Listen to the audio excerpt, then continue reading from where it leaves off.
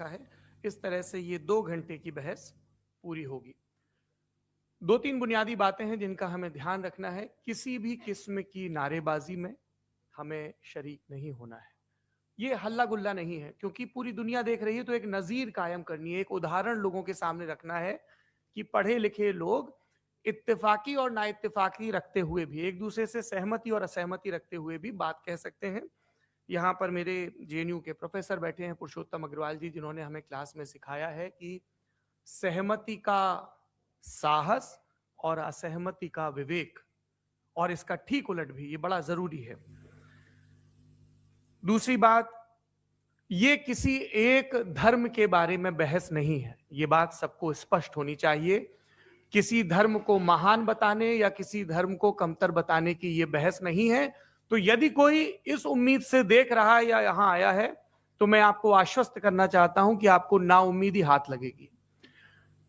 इस बहस में बहुत ज्यादा धार्मिक प्रतीकों के इस्तेमाल को लेकर भी, ये दोनों लोग जो अभी आपको गंभीर दिख रहे हैं, भले लोग हैं, कल शाम को चाय पर मिले थे, बहुत हंसी मजाक भी इनके बीच हुआ था, और गलबैयां डालते हुए एक तस्वीर भी हुई थी। ये इस बात का प्रमाण है कि इंटरनेट पर जो हल्ला मचा हुआ है उसके मुकाबले ये दोनों लोग बहुत ही अच्छे शांत ढंग से बहस के लिए राजी हो गए हैं। ट्विटर की बात है, ट्विटर तक सीमित। एलन मस्क आजकल उसको एक्स कहते हैं। और अब इस बहस की शुरुआत मैं इन विद्वानों का, हालांकि इनको परिचय की जरूरत नहीं, पर हो सकता है, हमें पत्रकारिता में सिखाया जाता है कि नेवर अज्यूम, विज्ञान भी यही कहता है।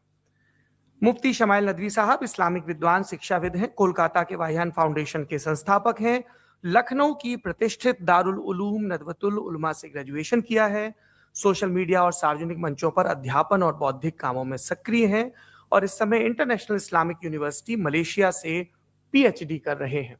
अच्छी बात यह है कि पढ़ाई के साथ साथ ट्रैवल ब्लॉग भी बनाते हैं। पेट्रोनस टावर के सामने का ब्लॉग हमने देखा। हमारे साथ जावेद अख्तर साहब हैं। जावेद अख्तर साहब कवि हैं, शायर हैं, गद्य भी लिखते हैं, फिल्मों के लिए संवाद लिखे हैं, गीत लिखे हैं। इससे इतर ये वैज्ञानिक सोच को लेकर या अपने डिक्लेयर्ड एथिज्म को लेकर भी मुखर रहते हैं और अपने तहीं रैशनैलिटी की बात करते हैं। देवियों और सज्जनों, डज गॉड एग्जिस्ट? इस सवाल का जवाब सब अपने अपने तहीं खोजने की कोशिश कर रहे हैं। कोई इसको गॉड डैम पार्टिकल की खोज बताता है, कोई गॉड पार्टिकल की खोज बताता है, कोई हिग्स बोसान की खोज बताता है, कोई ये सवाल जवाब तलाशने की कोशिश करता है कि मास एग्जिस्टेंस में आखिर आया कैसे, हुआ क्या था, सृष्टि के पहले, समय के पहले क्या था, और कोई ये कहता है कि ये सारी खोजें जिस मस्तिष्क में हो रही हैं प्रकृति के क्रम में, वो कैसे विकसित हुआ। मैं उम्मीद करता हूं कि हम आज इन बुनियादी सवालों के कुछ जवाब हासिल करने में कामयाब हूं। मैं सबसे पहले मंच पर आमंत्रित कर रहा हूं मुफ्ती शमाइल नदवी साहब को। आइए सर जी।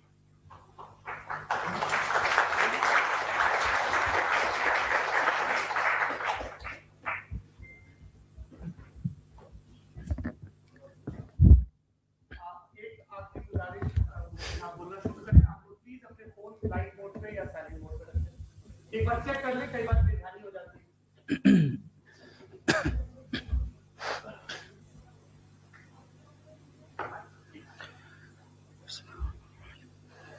तमाम तारीफें उस क्रिएटर के लिए जिसने इस यूनिवर्स को एक मकसद के तहत पैदा किया है।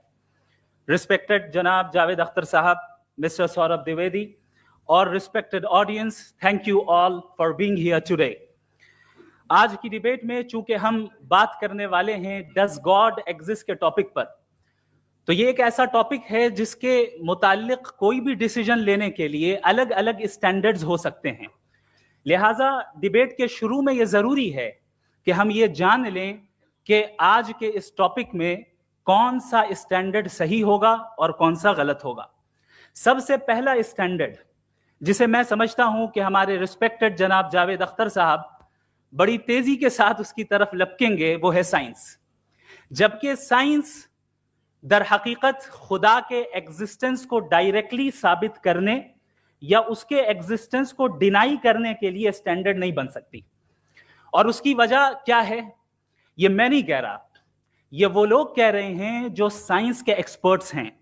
नेशनल एकेडमी ऑफ साइंस कहती है science doesn't have the processes to prove और disprove the existence of god. Why? क्योंकि साइंस का ताल्लुक एम्पेरिकल एविडेंस से है और एम्पेरिकल एविडेंसेस का ताल्लुक हमारे नेचुरल और फिजिकल वर्ल्ड से है, जबकि गॉड नॉन फिजिकल और सुपर नेचुरल रियलिटी है। लिहाजा नॉन फिजिकल रियलिटी को आप उस टूल के साथ नहीं चेक कर सकते जिसका काम फिजिकल रियलिटी को तलाश करना है। लिहाजा आज इस डिबेट में गॉड की एग्जिस्टेंस को साबित करने या उसे डिनाई करने में साइंटिफिक एविडेंस को एक्सेप्ट नहीं किया जाएगा। दूसरा स्टैंडर्ड हो सकता है रेविलेशन, कि रेविलेशन के जरिए हम यह साबित करें कि गॉड एग्जिस्ट करता है या नहीं। लेकिन यह स्टैंडर्ड भी आज इररेलेवेंट है। क्यों? क्योंकि रेविलेशन मेरे नजदीक सोर्स ऑफ नॉलेज है, वैलिड सोर्स ऑफ नॉलेज है, लेकिन हमारे जावेद अख्तर साहब के नजदीक ये वैलिड सोर्स ऑफ नॉलेज नहीं है। लिहाजा आज की डिबेट में मैं एक भी एविडेंस किसी भी मजहबी स्क्रिप्चर से नहीं दूंगा ताकि जावेद अख्तर साहब के लिए वो अनएक्सेप्टेबल ना हो। तीसरा जो मेयार हो सकता है वो है ऑब्जर्वेशन, कि भाई कोई कहे कि हमें खुदा दिखाओ, अगर है तो दिखाओ, या ये कि खुदा के एग्जिस्टेंस पर एम्पेरिकल एविडेंस दो। तो ये है दर हकीकत गलत टूल का इस्तेमाल करना। ये ऐसा ही है कि जावेद साहब मुझसे ये मुतालबा करें कि मुफ्ती साहब आप मेटल डिटेक्टर के जरिए प्लास्टिक डिटेक्ट करके दिखाएं। अब चूंकि प्लास्टिक डिटेक्ट नहीं हो पा रही है लिहाजा plastic does not exist. No, you are using the wrong tool. इस टूल से प्लास्टिक को डिटेक्ट नहीं किया जाता।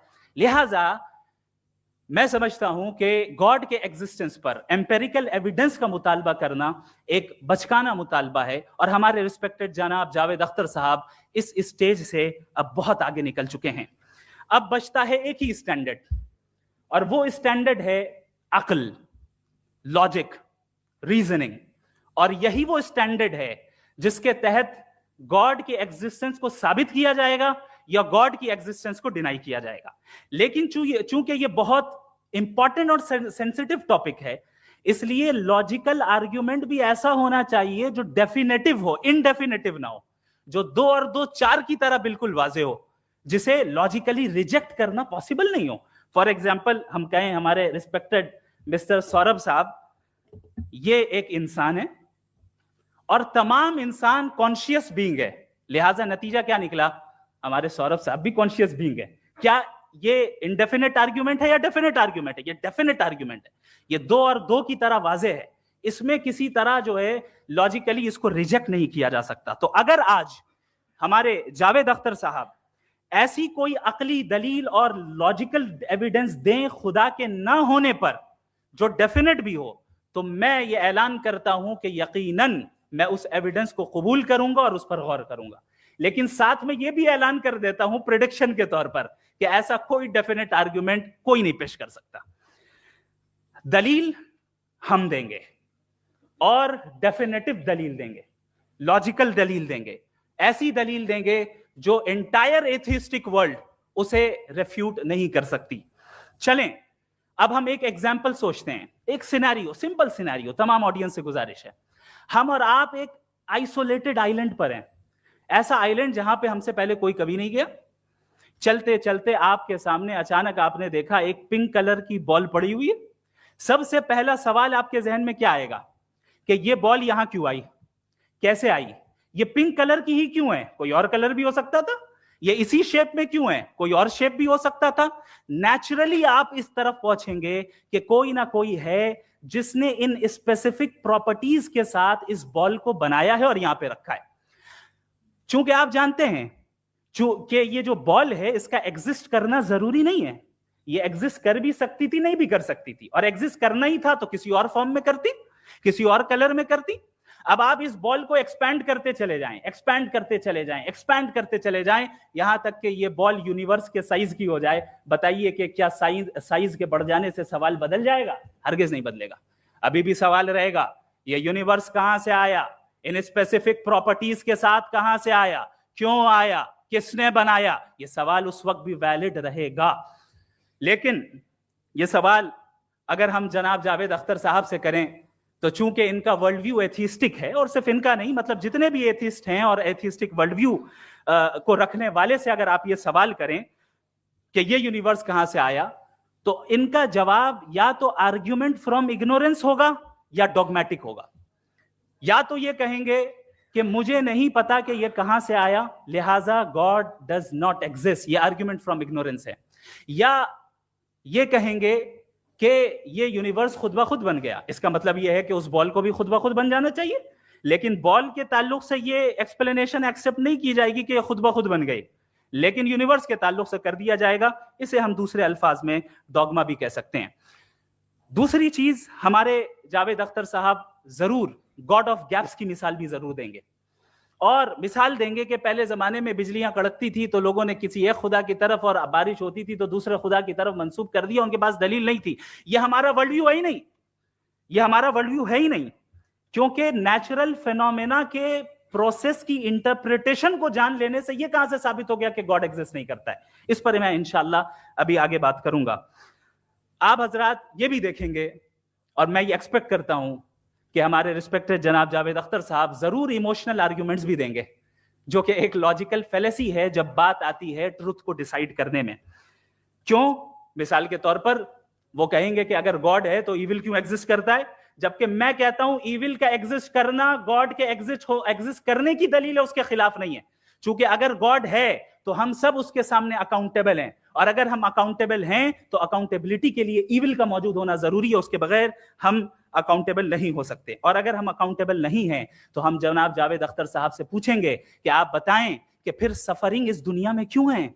अगर खुदा नहीं है तो सफरिंग क्यों है? और उन लोगों के जज्बे का क्या जिनके अंदर सफरिंग के बाद इंतकाम लेने का जज्बा पाया जाता है और वो इस दुनिया से ऐसे ही चले गए, क्या उनकी सारी तकलीफें बेकार चली जाएंगी?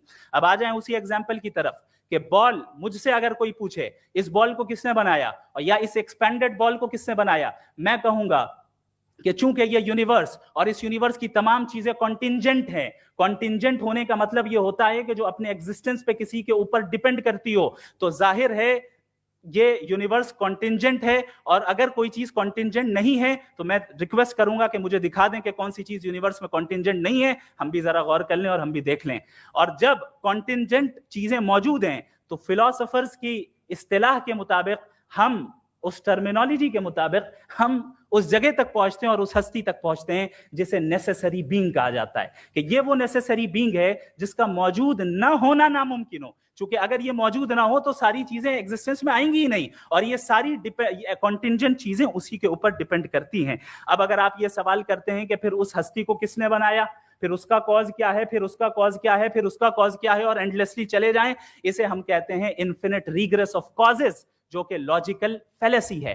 कॉन्सेप्चुअली इंफिनिटी पॉसिबल है। मिसाल के तौर पे न्यूमेरिकल्स 1 2 3 गिनते चले जाएं, इन्फिनिट नंबर्स हैं। मैं कॉन्सेप्चुअली बात नहीं कर रहा, प्रैक्टिकली रियलिटी में साबित करके दिखाएं कि infinite regress of causes possible है या नहीं। अगर पॉसिबल है तो हम मान लेंगे, मिसाल दे दें, और पॉसिबल नहीं है तो एक ही ऑप्शन बचता है जिसे हम कहते हैं नेसेसरी बीइंग। ऐसी नेसेसरी बीइंग जो इंडिपेंडेंट है, क्योंकि अगर वो डिपेंडेंट हुई तो वो नेसेसरी नहीं रहेगी। ऐसी इंडिपेंडेंट बीइंग जो इटर्नल है, अगर वो इटर्नल नहीं होगी, उसकी बिगिनिंग होगी तो वो खुद कॉन्टिंजेंट है।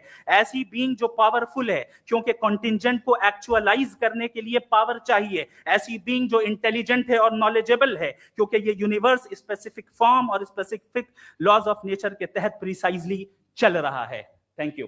थैंक यू मुफ्ती साहब। मैं इन दलीलों के बाद जावेद अख्तर साहब से गुजारिश करूंगा, आप बैठ के बोलना चाहेंगे जी।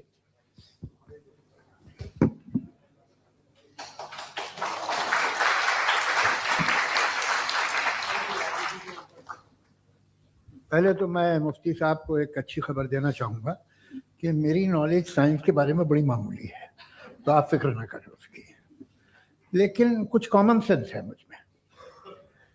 देखिए, ये खुदा का तस्वुर कोई नया तस्वुर नहीं है, ये सदियों से रहा है। ये कुछ रिलीजन 3000 साल पुराने होंगे, 4000 साल पुराने होंगे, लेकिन इंसान कोई 10,000 12,000 साल से एग्जिस्ट करता है होमो सेपियन की शक्ल में, और हमेशा कुछ ना कुछ मजहब रहे। ये मजहब जाहिलों के नहीं थे, ये मजहब एक ऐसी ग्रीक सोसाइटी के थे जहाँ बड़े बड़े फिलोसफर्स पैदा हुए। ये मजहब इजिप्शियंस के थे जिन्होंने पिरामिड्स बनाए थे। ये रोमन्स के थे कि जिनका आर्किटेक्चर और सेनेट यानी पहली बुनियाद डेमोक्रेसी की, लिमिटेड थी मगर डेमोक्रेसी थी, ये उन लोगों ने किए थे। तो इनका जो जुपिटर था, रा था, ज़्यूस था, उन्हें उस पर इतना ही एतमाद था जितना आज किसी मजहबी आदमी को अपने खुदा पे होगा। क्रिश्चियनिटी आने से पहले यूरोप में एक मजहब था जर्मेनिक रिलीजन। उसका एक खुदा था, उसकी एक बीवी थी, उसके 2 बेटे थे, एक बेटी थी। फिर जर्मनी में जब यूरोप में क्रिश्चियनिटी आई तो वो खुदा, उसकी बीवी और पूरे खानदान चला गया। तो हमने, अगर हम हिस्ट्री देखें तो खुदा जो है वो ज़्यादातर फ़नी है, वो हमेशा रहे नहीं। और वो जो लोग इन्हें मानते थे उनको आप कहें वो तो जाहिल थे, उन्हें तो कुछ पता ही नहीं था, ऐसा नहीं है। वो अपने वक्त में बड़े काबिल लोग थे और अपने वक्त में उन्होंने बड़े बड़े काम किए हैं, फिलोसफर्स थे, साइंटिस्ट थे। लेकिन उनका मजहब कहाँ गया, उनके खुदा कहाँ गए? आज जो खुदा हैं दुनिया में लोग उन्हें मानते हैं। आपको क्या मालूम कि कितने बरसों के बाद क्या होने वाला है? हम यूरोप में देखते हैं तो चर्च खाली हैं। तो वक्त के साथ चीजें बदलती हैं। जहां तक इसका ताल्लुक है मजहबों का, हर मजहब आपसे एक चीज मांगता है, फेथ। ये फेथ क्या चीज होती है? What is the difference between faith and belief? ये तो बहुत ही अहमकाना बात होगी कि कोई आदमी कहे साहब अगर खुदा है तो मुझे दिखाइए। ये तो जाहिलाना बात हुई। मैंने तो नॉर्थ पोल नहीं देखा है मगर मैं मानता हूं कि नॉर्थ पोल है। मैं क्यों मानता हूं? इसलिए कि अगर ये दुनिया राउंड है तो उसका कोई टॉप होगा। कुछ लोग हैं जो वहां गए भी हैं, कॉमन सेंस कहता है कि ऐसा होगा, सबूत है, गवाह है, रीजन है। तो ये मेरा फेथ नहीं है। तो फेथ में और बिलीफ में डिफरेंस क्या है? जो मजहब मांगता है, हर मजहब फेथ मांगता है। फेथ का मतलब ये है कि ना कोई गवाह हो, ना कोई सबूत हो, ना कोई रैशनल हो, ना कोई लॉजिक हो, ना कोई प्रूफ हो, मगर तुम एक बात को मानो। ये है फेथ। वरना बिलीफ होता। अगर इसमें कुछ भी सबूत होते, गवाह होते, तो फिर इसे आप बिलीफ कहते हैं। जैसे मेरा बिलीफ है कि नॉर्थ पोल है, मेरा फेथ थोड़ी। फेथ इन तमाम शर्तों को रद्द करता है। तो फिर स्टुपिडिटी क्या है? अगर मैं एक बात ऐसी मानूं जिसकी ना कोई लॉजिक है, ना कोई रैशनल है, ना कोई प्रूफ है, ना कोई गवाह है, ना कोई सबूत है, और मैं उसे मानूं, तो ये स्टुपिडिटी हुई। इसे ही भाई कल को मैं यकीन कर लूं कि एलॉन मस्क जो है मेरा भाई है, तो मुझे इंतहाई खुशी होगी, सुकून भी बहुत मिलेगा मुझे। लेकिन और कहे भाई क्यों मानते हो, क्या सबूत है? भाई वो तो अमेरिकन है और तुम तो इंडियन हो, वो तो नस्ल लगे, तुम्हें कभी मिले भी नहीं। साहब देखिए मेरा फेथ है, इस पे बात न किया। फेथ का मतलब ही यह है कि आप प्रूव नहीं कर सकते। अगर आप प्रूव कर सकते हो तो फेथ की जरूरत ही नहीं, फिर तो आप बात करेंगे, आप कितनी बहस कर लीजिए। अल्टीमेटली दुनिया का हर मजहब फेथ पे टिका है, और फेथ का मतलब है एक ऐसा यकीन जिसका कोई सबूत, कोई गवाह, कोई रैशनल नहीं। अब आप ये कहें, क्या आप ये क्यों कह रहे हैं कि साहब ये कायनात किसने बनाई? कमाल ये है कि आपने बताया कि एक आइलैंड पे गए और एक बॉल देखी। आपने ये नहीं कहा कि आइलैंड किसने बनाया, आपको सिर्फ बॉल पे हैरत हुई। हमने आइलैंड पे हमने हैरत नहीं की, होते हैं आइलैंड। इसी तरह ये आइलैंड है, सितारे, ये गैलेक्सीज, ये सब आइलैंड हैं खला में। हम उन्हें टेकन फॉर ग्रांटेड लेते हैं, हम पूछते नहीं किसने बनाए।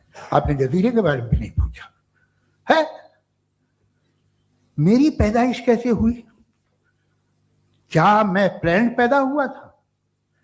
आई was plan to be born, या एक लकी स्पर्म था जो किसी एक से चिपक गया? मेरी पैदाइश रैंडम। और इंसाफ जिसे आप कहते हैं, इंसाफ का तो नेचर से कोई वास्ता ही नहीं है। जो आप कहते हैं कि एक दिन इंसाफ मिलेगा, इंसाफ is a human concept, nature में कोई इंसाफ नहीं। अगर शेर हिरन को खा जाता है तो उसे कोई सजा नहीं मिलती। अगर एक आंधी आती है और हरे भरे पेड़ों को उखाड़ के फेंक देती है तो आंधियों की जेल नहीं होती है। नेचर में इंसाफ नहीं, इसलिए मुझे नेचर को इंसाफ की जरूरत भी नहीं। नेचर तमाम एक है। अब हम कहें कि साहब ये देखिए जो मैंने खाना खाया था, ये मेरी आंख तो नहीं यूं कर दिया उसे, तो इसे सजा मिलनी नहीं, वो सिस्टम है, ऐसे ही चल रहा है। नेचर बगैर इंसाफ के है। इंसाफ इज अ ह्यूमन कॉन्सेप्ट। तो जो आपसे कहता है कि मैं तुम्हें इंसाफ दूंगा, वो इंसानी जहन की पैदावार है। ये नेचुरल है ही नहीं, ये आसमानी है ही नहीं। नेचर का तसव्वुर, इंसाफ का तसव्वुर। भाई आप साथ मिलते हैं, अब आप लेफ्ट हैंड ड्राइव कर दिए, ये क्या है? तमाम सच, तमाम नेकी, तमाम शराफत लेफ्ट हैंड ड्राइव है। वरना क्या होगा, या तो आप क्रॉस कर देंगे, आपका एक्सीडेंट हो जाएगा, या आप किसी को मार देंगे, या ट्रैफिक जैम हो जाएगा। झूठ, बेईमानी, रिश्वतखोरी, ये तमाम जो है driving on the wrong side है। इसके ऊपर कुछ नहीं। ये तो हमने बनाया, जैसे हमने लेफ्ट हैंड ड्राइव बनाई है। ये कॉन्सेप्ट ऑफ इंसाफ जो है ये हमारा है, इसका नेचर से कोई वास्ता नहीं। शेर खा जाता है हिरन को, उसे जेल होती है क्या? कुछ भी नहीं, है ही नहीं। तो ये जो दुनिया के रिलीजन प्रॉमिस करते हैं आपसे इंसाफ, इसी से मालूम होता है कि ये मैन मेड है। ये तसव्वुर कहीं और का है ही नहीं। जो नेचर है, कुछ लोग कहते हैं नेचर ही खुदा है, तो नेचर में तो इंसाफ नहीं कहीं। और आप वादा कर रहे हैं कि तुम्हें मरने के बाद इंसाफ मिलेगा। मुझे अगर मिलेगा तो मैं बहुत खुश हूँगा, लेकिन मैं यकीन नहीं कर पाता हूँ, इसलिए कि मैं फेथ नहीं पैदा कर सकता। The very fact that religion demand faith, इसका मतलब है कि उनके पास जस्टिफिकेशन नहीं है। अच्छा था, फिर रिलीजन अगर मॉडरेशन में है, कोई सा भी नहीं, वो आप में कुछ खूबियां भी पैदा करता होगा, देखिए उससे ये फायदा है, वो फायदा है। अल्कोहल जो है वो ज्यादातर दवाओं में यूज होती है, और एक सर्वे किया गया था अमेरिका में कि लॉन्जेटिविटी किन लोगों की है।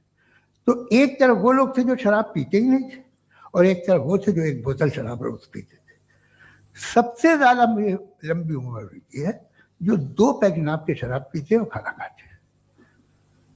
मगर हम शराब को बुरा समझते हैं, मैं भी बुरा समझता हूँ। क्यों? ऐसा होता नहीं। कुछ चीजों में आदत होती है कि वो बढ़ती है। आज तक में एक आदमी दूध पीता है, आप 10 साल बाद भी मिलेंगे तो एक ही गिलास पीता होगा। ऐसा नहीं होता, सुबह से दूध पीता रहता है। मिल्कोहलिक मैंने नहीं देखे, अल्कोहलिक होते हैं। ये टेंडेंसी है मजहब की कि वो बढ़ता है, जैसे कैंसर बढ़ता है, जैसे शराब बढ़ती है। कुछ लोग होंगे जो उसे सही तरह से यूज करते। मुझे यकीन है कि हमारे मुफ्ती साहब भी उनमें से एक, इनसे बहुत खुशी हुई मुझे इनसे मिलकर। लेकिन कितने लोग हैं कि आज आप देखते हैं दुनिया में जो तबाहियां हैं, इनमें कितना हाथ है उन लोगों का जो बिलीवर कहते था मजहब ये नहीं कहता, ना कहता होगा, मगर जब ये मजहब पीते हैं तो ऐसे बिहेव करते हैं। थोड़ा सा अगर हो तो शायद बहुत अच्छी बात, लेकिन शराब थोड़ी सी नहीं रहती, उसमें टेंडेंसी है पहले। थोड़ा सा अगर 2-3 कैंसर के सेल हो ना बॉडी में तो आदमी सिम रहेगा, लेकिन वो 2-3 सेल नहीं रहते, वो मल्टीप्लाई होते हैं। जावेद साहब, टाइम पूरा हो गया। टाइम हो गया तो बस बात खत्म हो गई। अच्छा, मुझे कुछ और कहने को था भी नहीं। जी, मैं पहले जवाबी दौर के लिए इनवाइट कर रहा हूं मुफ्ती साहब को। Your rebuttal round 1, you have 7 minutes।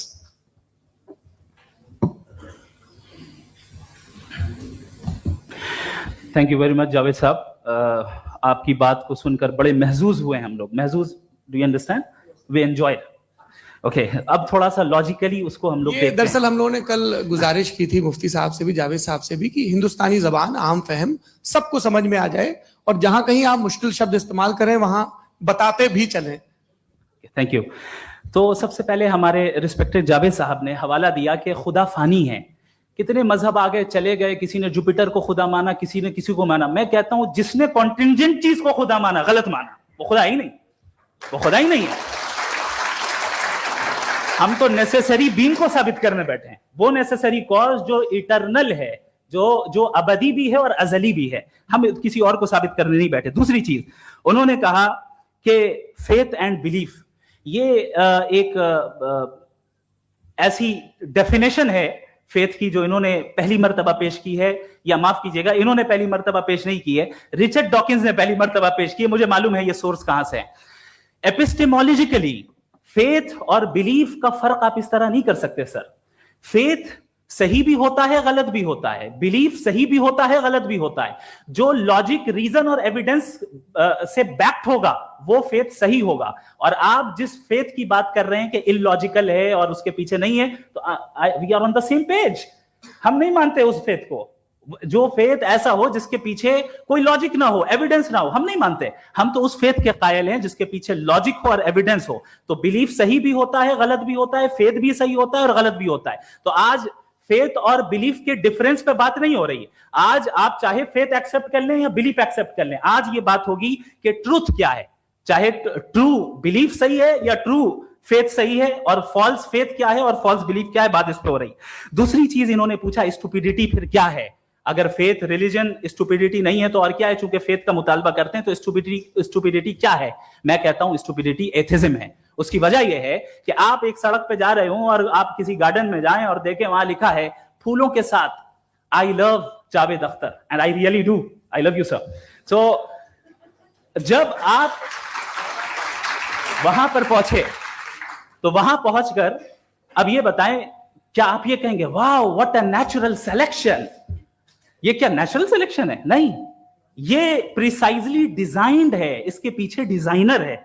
लिहाजा अगर कोई एक ऐसी कॉमन सेंस की बात को कबूल नहीं कर रहा है कि यूनिवर्स जो इतने प्रिसाइजली काम कर रहा है, हम कह दें कि खुद ब खुद बन गई, मैं समझता हूं इससे बड़ी स्टुपिडिटी और कुछ नहीं है। ये इरैशनल चीज है। फिर हमारे सर ने कहा कि आपने बॉल पे फोकस किया, आइलैंड पे फोकस नहीं किया। अरे आइलैंड को किसने बनाया यही समझाने के लिए तो बॉल की मिसाल दे रहा हूं। और बॉल भी कॉन्टिंजेंट है, आइलैंड भी कॉन्टिंजेंट है, दोनों नेसेसरी बीइंग का मुतालबा करते हैं। आगे इन्होंने कहा कि नेचर में कोई इंसाफ नहीं है। हम डिसाइड करते हैं कि मोरालिटी क्या होती है, इंसाफ क्या होता है। हम डिसाइड करते हैं, जैसे ड्राइविंग सीट में ट्रैफिक वाला, ये तो किसी खुदा ने नहीं कहा, ये है, इसे कहते हैं फॉल्स इक्विवेलेंस। ये एक लॉजिकल फेलेसी है। आपने जो है मिसाल दी ड्राइविंग की और ट्रैफिक की, ये सब्जेक्टिव मोरालिटी है। आप सब्जेक्टिव मोरालिटी को मिसाल बनाकर ऑब्जेक्टिव मोरालिटी के ऊपर नहीं थोप सकते। इंसाफ की ऑब्जेक्टिव मोरालिटी। अगर आप ये कहते हैं कि नेचर में इंसाफ नहीं है तो इंसाफ का न होना ये नेचुरल हुआ, तो फिर नेचर को नेचर रहने दे, क्यों हम इतना स्ट्राइव कर रहे हैं दुनिया में इंसाफ लाने के लिए? ये तो इलॉजिकल बात है, इरैशनल बात है। इसलिए बहुत सी चीजें ऐसी हैं जो ऑब्जेक्टिवली जो है इविल या गुड हैं, और बहुत सी चीजें ऐसी हैं जो सब्जेक्टिवली हैं। सब्जेक्टिवली जो मोरल होता है या इमोरल होता है उसको हम सोशल कंसेंसस से या पर्सनल प्रेफरेंस से डिसाइड करते हैं। लेकिन जो ऑब्जेक्टिव मोरालिटी है, जिसमें इंसाफ आया, जो इन्होंने बार बार रिपीट किया, ये ऑब्जेक्टिव है, सब्जेक्टिव नहीं है। अगर आप कहते हैं ये सब्जेक्टिव है तो मेरा सवाल आपसे ये है, क्या सोशल कंसेंसस के जरिए अगर जुल्म को सही करार दे दिया जाएगा तो आप जुल्म को जस्टिफाई करेंगे? दूसरी चीज इन्होंने ये कहा कि 2 पैक शराब पी लें तो वो उतने पे नहीं रहता, बढ़ जाता है। यही मामला मजहब के साथ है। 2 पैक आप पी लें बढ़ेगा। तो ये एक ऐसी मिसाल है, इसको कहीं भी फिट कर लें कि आप एथिज्म पे जब फिट करें, जब आप 2 पैक एथिज्म का लेंगे ना तो वो बढ़ बढ़ के नॉर्थ कोरिया बनेगा। Thank you.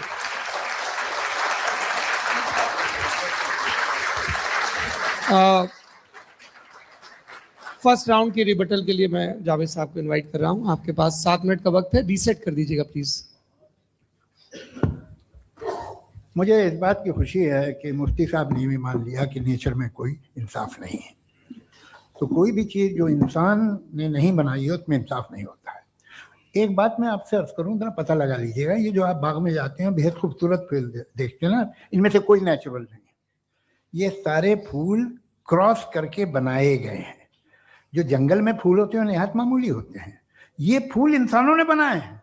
जो आप बाग में देख के वाह वाह कहते हैं, ये इंसानों के बनाए हुए हैं। डिफरेंट फूलों को क्रॉस करके, डेवलप करके, फिर क्रॉस करके इस तरह से बनाए गए। नेचुरल फ्लावर नहीं। किसी जंगल वीरान में जाके आप गुलाब के फूल नहीं देखेंगे। ये सब बनाए हुए इंसान ने, बहुत से काम इंसान ने किए हैं। बाकी है कि आपने मेरी एक बात का जवाब नहीं दिया, जिससे मुझे शिकायत है कि फेथ क्या है और आप फेथ मांगते क्यों हैं मुझसे? आप तो लॉजिकल हैं, आपके पास तो सारे रैशनल्स हैं, आपके पास सारे सबूत हैं, तो आपको फेथ की डिमांड क्यों करते हैं कि भाई तुम सरेंडर कर दो और सवाल मत करो? कोई मजहब सारे सवाल करने की इजाजत नहीं देता है और मना करता है कि दादा सवाल ना करो, बह जाओगे तुम। आप क्यों रोकते हैं? हकीकत यह है कि इंसानी तारीख क्या है। इंसानी तारीख यह है कि दुनिया में दो तरह के लोग हुए हैं। एक वो जिन्होंने अपनी लाइल्मी की परस्तिश की है, दूसरे वो जिन्होंने अपनी इग्नोरेंस या लाइल्मी से झगड़ा किया है और मालूम किया है कि क्या है। ये जो आप कह रहे हैं, आज आप हैरान हैं कि भाई ये यूनिवर्स कैसे बनी। लोग हैरान थे कि सूरज डूबता है तो इधर से कैसे निकलता है। और आप एक कदम जाके हमेशा का मानने को तैयार है, एक कदम पीछे ही मान जाइए। भाई आप इसके बाद जाते हो, कहते सवाल ना करना कि ये कहां से आया, ये पावर तो हमेशा से हमेशा रहेगी। तो आप यूनिवर्स के बारे में मानने में क्या तकलीफ है? एक कदम पहले रुक जाइए। ये हमेशा से थी या नहीं थी हमें मालूम नहीं है। और ये कहना कि हमें मालूम नहीं है, कमाल ये है कि दुनिया के सारे मजहब सब जानते हैं ये दुनिया कैसे बनी थी, कैसे मिटेगी, मरने के बाद क्या होगा, इनको सब इल्म है। इनको किसी को डायनासोर होते थे पहले ये नहीं पता था, किसी को नहीं। किसी भी दुनिया की मजहबी किताब में डायनासोर का जिक्र नहीं है। लेकिन बाकी सब बातें, how to make universe in 4 easy lessons and बाकी सब पता है। जिसको सब पता है वो गड़बड़ है। हम में ये इंकिसार, ये ह्यूमिलिटी होनी चाहिए कि हम ये कहें कि हमें ये बहुत सारी बातें नहीं मालूम, लेकिन हम उनकी परस्तिश ना करें, अपनी लाइल्मी को की परस्तिश ना करें, हम उसे पता लगाने की कोशिश करें। जिस दुनिया में आप बैठे हैं सर, ये हॉल जो है, ये इलेक्ट्रिसिटी जो है, ये माइक जो है, जिस हवाई जहाज से आप आए थे, वो जिस कार से आप यहाँ आए हैं, ये सब उन लोगों की बनाई हुई है जिन्होंने सवाल किए थे। ये दुनिया जिसमें आप आज आराम से हैं, ये उन लोगों की बनाई है कि जिन्होंने सवाल किए थे। और हर स्टेज पे इन सवालों को मकरूह कहा गया था, गलत कहा गया था। आप जरा तारीख पढ़िए, एक बड़ी दिलचस्प किताब है बर्ट्रैंड रसेल की, जिसमें उसने रिलीजन एंड साइंस कि कब से रिलीजन जो है साइंस के अगेंस्ट है। और हद तो यह है कि भाप के इंजन के खिलाफ थे, स्टीम इंजन के भी खिलाफ थे, और फतवे हुए उन पे, वेटिकन ने दिए। तो ये हमेशा, अभी जैसे ही ये राइट विंगर आते हैं अमेरिका में पावर में, तो वो जो अपना ये क्या बोलते हैं उसे, सीड क्या बोल रहे, सीड क्या जो, हाँ नहीं सीड जो होते हैं जिसपे जी, नहीं भाई, वो जो ह्यूमन बॉडी के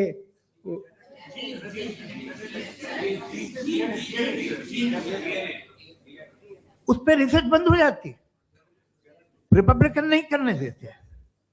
अरे भाई इतना डर क्या है तुम्हें?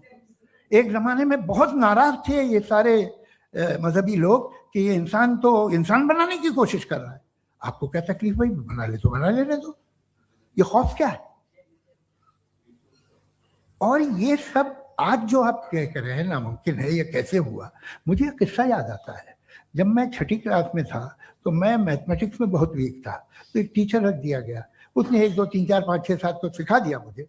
वो दिन मैं भूल नहीं सकता हूँ मुफ्ती साहब, जिस दिन उसने ये बताया कि 1/2 क्या होता है और 3/4 क्या होता है। मुझे ऐसा लगा कि मेरा सर बीच से फट जाएगा। यह आदमी कह रहा है कि जो दीवार के अंदर जाओ वॉक करते हुए। आज हंसता हूं मैं इस बात पे। तो आज जो बातें आपके जहन से बिल्कुल परे हैं और आप हैरान होते उन्हें देख के, एक वक्त आएगा कि मामूली लगेंगे। और हुआ है, आपकी इंसानी तारीख ही है। इतनी जल्दी सारे फैसले आप मत कर लीजिए, थोड़ा ये ह्यूमिलिटी रखिए कि भाई ये हमें नहीं मालूम।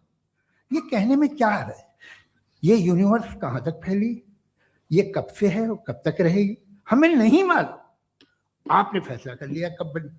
ये आपके हिसाब से कोई 14 बिलियन ईयर बनी जो समझा जाता है। उससे पहले हजारों करोड़ों अरबों साल तक खुदा बैठा क्या कर रहा था? खामोश बैठा था, ऐसी जमाइयां ले रहा था। फिर उसे आइडिया आया, यार एक काम करते, वक्त अच्छा गुजर जाएगा, यूनिवर्स बनाते हैं। सोचिए, वो तो हमेशा से है ना, मगर यूनिवर्स हमेशा से नहीं है, ये तो बनाई गई है। और उससे पहले क्या था, इनका क्या काम था? कैसी बात है, ये बड़ा आसान है। जो बात हमें आज धीरे धीरे पता चली है, बरसों 2000 और 2500 साल पहले आपको किसी ने बता दिया कि क्या था, आप मान गए, और तब से वही मान रहे हैं जो 2500 साल पहले कहा गया था। सब कुछ बदल गया है, सॉल्व हो रही है चीजें। अभी साइंस बिल्कुल दावा नहीं करती, या कोई फिलोसफर ये दावा नहीं करता कि हमें सब मालूम, बल्कि वो कहता है कि हमें जितना मालूम होता है उससे ये मालूम होता है कि हमें कितना कम मालूम। तो हम अपनी जहालत से लड़े, उसकी परस्तिश न करें। जी, time. Thank you so much. मैं तर्कों की श्रृंखला में राउंड 2 के लिए मुफ्ती साहब को आमंत्रित कर रहा हूं। आपके पास एक बार फिर से 7 मिनट का वक्त है। शुक्रिया जनाब जावेद अख्तर साहब। कई मर्तबा दोहरा रहे हैं कि फेथ का मतलब बताइए, फेथ का मतलब बताइए। मैंने बता दिया, फेथ सही भी होता है, गलत भी होता है। और आज हम फेथ पे बात नहीं कर रहे, हम ट्रुथ और डज गॉड एग्जिस्ट पे बात कर रहे हैं। क्या डज गॉड एग्जिस्ट, ये ट्रुथ यानी गॉड है या नहीं है, इसमें से दोनों ट्रुथ क्या है। अब आप उसे फेथ कह लें, बिलीफ कह लें, नॉट माई बिजनेस। उसके बाद आपने कहा कि भाई सवाल करने से मजहब रोकता है। मैं कहता हूं जो रोकता है वो रोकता होगा, मैं नहीं रोकता। बल्कि सवाल करें, सवाल करना चाहिए। सवाल कर करके तो हम आगे बढ़ते हैं, तरक्की करते हैं, और इसीलिए मैं आज यहां पे आया हूं। लेकिन सवाल सिर्फ खुदा से नहीं होगा, आपसे भी होगा। सवाल एथिज्म से भी होगा, सवाल सिर्फ मजहब से नहीं होगा, सबसे होगा। और आज मैं सवाल करूंगा और उम्मीद है कि आप जवाब देंगे। अभी तक आपने वैसे कॉन्टिंजेंसी आर्गुमेंट का कोई जवाब नहीं दिया। चलें, आपने कहा यूनिवर्स के बारे में इटर्नल क्यों नहीं बोल देते। ये चूंकि लॉजिकली पॉसिबल ही नहीं है कि यूनिवर्स इटर्नल हो। यूनिवर्स एक कॉन्टिंजेंट चीज है जो टाइम एंड स्पेस के पाबंद है, टाइम एंड स्पेस से बाउंड है। जो टाइम एंड स्पेस से बाउंड होगा वो कॉन्टिंजेंट होगा, जो कॉन्टिंजेंट होगा वो उसकी बिगिनिंग हुई होगी, जिसकी बिगिनिंग हुई होगी वो इटर्नल नहीं हो सकता। ये तो कॉमन सी बात है। आपने कहा कि किसी मजहबी किताब में डायनासोर का जिक्र नहीं है। अफसोस कि आज तक किसी मैथमेटिक्स की किताब में मुझे डायनासोर का जिक्र नहीं मिला। तो इसका मतलब मैथमेटिक्स की किताब बेकार है? नहीं, उसका वो टॉपिक नहीं है। रेवलेशन का और मजहबी किताबों का टॉपिक ये नहीं है कि आपको आके बताए साइकिल कैसे बनाते हैं, या आकर ये बताएं कि जो है डायनासोर कब था। वो तो मोरालिटी सिखाने आया है, गॉड के बारे में बताने आया, नॉन फिजिकल रियलिटी की हकीकत को सिखाने के लिए आया। रिलीजियन साइंस को रोकता है? नहीं रोकता। अगर रोकता है तो गलत करता है। रिलीजियन साइंटिज्म को रोकता है, जिसमें हमारे जावेद साहब मुब्तला है। साइंस और साइंटिज्म में फर्क है। साइंटिज्म यह है कि आप समझें कि साइंस और साइंटिफिक मेथोडोलॉजी ये नॉलेज को हासिल करने का वाहिद सोर्स ऑफ नॉलेज है। यह है साइंटिज्म। हम इसे रिजेक्ट करते हैं। हम साइंस को तो तरक्की करते हैं। भाई आप हमारी पूरी तारीख कर लें, पढ़ लें तो आपको पता चल जाएगा। बहरहाल ये अलग टॉपिक है। उसके बाद इन्होंने एक लफ्ज कहा, वेटिकन ने फतवा दिया। वेटिकन का फतवे से कोई ताल्लुक नहीं है, दोनों कॉन्ट्राडिक्टरी अल्फाज हैं। उसके बाद उन्होंने कहा कि भाई हमें नहीं मालूम। अगर नहीं मालूम तो क्लियरली कह देना कि नहीं मालूम है, इसमें क्या हर्ज है। तो वही तो मैं कह रहा हूं ना कि आप कह दें कि नहीं मालूम, लेकिन क्लेम क्यों कर रहे हैं कि गॉड एग्जिस्ट नहीं कर रहा है। आप कह दें नहीं मालूम है, हो सकता है हो सकता ना हो, लेकिन आप क्लेम कर रहे हैं। The moment you say God does not exist, this is a claim, and now the burden of proof is upon you too. जैसे हमारे ऊपर है। और क्यों है मैं बताता हूं, क्यों है ये भी मैं बताता हूं। फिलोसॉफिकली जो क्लेम होता है ना, सिर्फ ये नहीं होता कि इंसान कहे पॉजिटिव क्लेम करे और नेगेटिव क्लेम करे तो बर्डन ऑफ प्रूफ नहीं है। आप मिसाल के तौर पे मैं कहूं कि फुला उस कमरे में कोई नहीं है, मैंने एक नॉलेज का क्लेम किया है। उस कमरे में कोई नहीं है, मैंने एक नॉलेज का क्लेम किया। या तो मैं कहूं मुझे नहीं पता, हो भी सकता है नहीं भी हो सकता है, this is not a claim. लेकिन जब मैं कह रहा हूं कि वहां कोई नहीं है या मैं कह रहा हूं वहां कोई है, दोनों क्लेम है और दोनों के ऊपर बर्डन ऑफ प्रूफ है। हमारे ऊपर भी बर्डन ऑफ प्रूफ है, मैंने कंटिजेंसी आर्ग्यूमेंट दिया, इसे तोड़कर दिखाइए। आखिरी चीज, इन्होंने कहा कि खुदा दुनिया बनाने से पहले 150 साल पहले या करोड़ों साल पहले क्या कर रहा था। अरे हजरत, चलें बहरहाल मैं जवाब दे देता हूं, आप हमारे रिस्पेक्टेड पर्सनालिटी हैं, अगर आप नहीं होते तो मैं इसे एंटरटेन ही नहीं करता।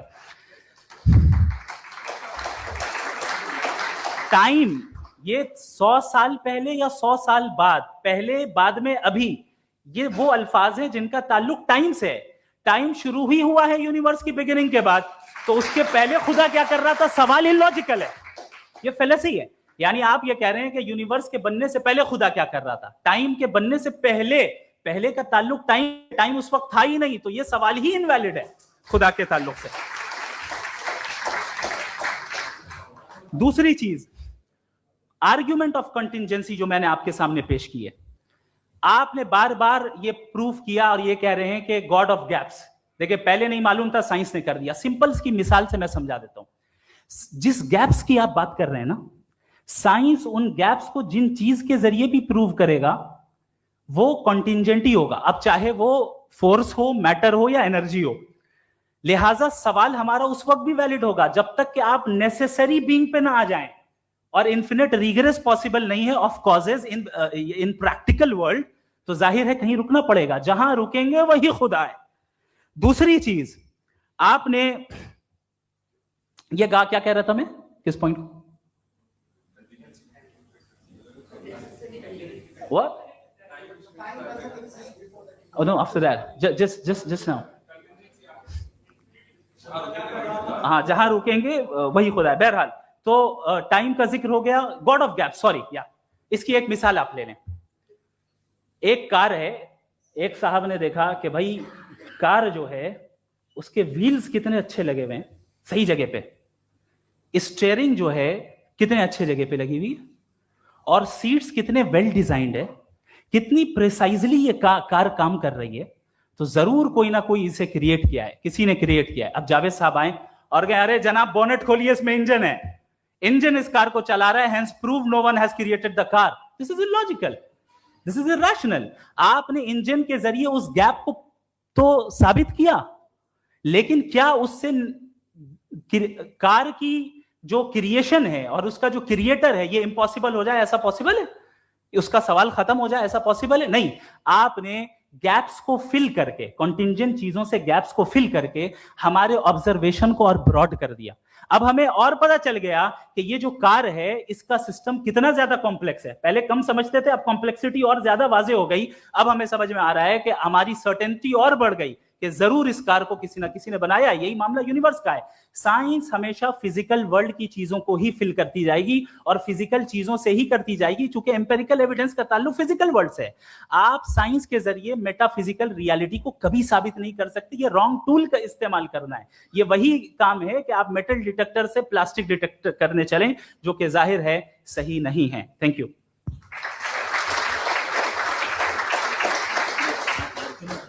जी, ये आर्ग्यूमेंट का राउंड 2 है। हाँ। 7 मिनट है। पहले तो मैं आपसे अर्ज करूं कि आपने कहा कि जब कायनात ही नहीं थी तो वक्त भी नहीं था, कुछ भी नहीं था। कैसे नहीं था? खुदा था, एक एग्जिस्टेंस तो था ना खुदा का। तो जब खुदा था तो वक्त भी होगा। ऐसा नहीं है कि कुछ भी नहीं था, खुदा था। अच्छा, बाकी है कि आपने कहा साहब आप साबित कीजिए, आपके पास भी लॉजिक है, मेरे पास भी लॉजिक है। आप मेरा जिम्मेदारी नहीं है साबित करना कि खुदा है। बर्टन रसल ने बड़ी अच्छी बात कही। बर्टन रसल ने बड़ी अच्छी बात कही। मैं आपसे अगर ये दावा करूं कि एक चाय की केतली मरीख के चारों तरफ घूम रही है, मार्स के चारों तरफ, तो ये आपका काम नहीं है कि आप साबित करें कि कोई चाय की केतली नहीं है। ये मेरा काम है, मैंने दावा किया है। ये दावा तो मजहबी लोग करते हैं कि खुदा है, मैं क्यों साबित करूं कि नहीं है? जब तक आप मुझे कन्विंस नहीं कर देंगे मैं नहीं मानूंगा। आपकी जिम्मेदारी है, मेरी जिम्मेदारी नहीं है। दोयम ये कि ये जो आप कह रहे हैं जो गैप्स हैं, ये गैप जब जब किसी मजहब को चैलेंज करते हैं, जब ऐसा कोई बात आती है तो हंगामा हो जाता है कि जब वो चैलेंज करें किसी फेथ को। ये तमाम साइंस जो है इसे मुख्तलिफ जगहों पे मुख्तलिफ वक्तों में मजहब ने रोकने की कोशिश की है। ये किताब है रिलीजन एंड साइंस बर्टरांड रसल की, पढ़िएगा, अच्छी लगेगी आपको।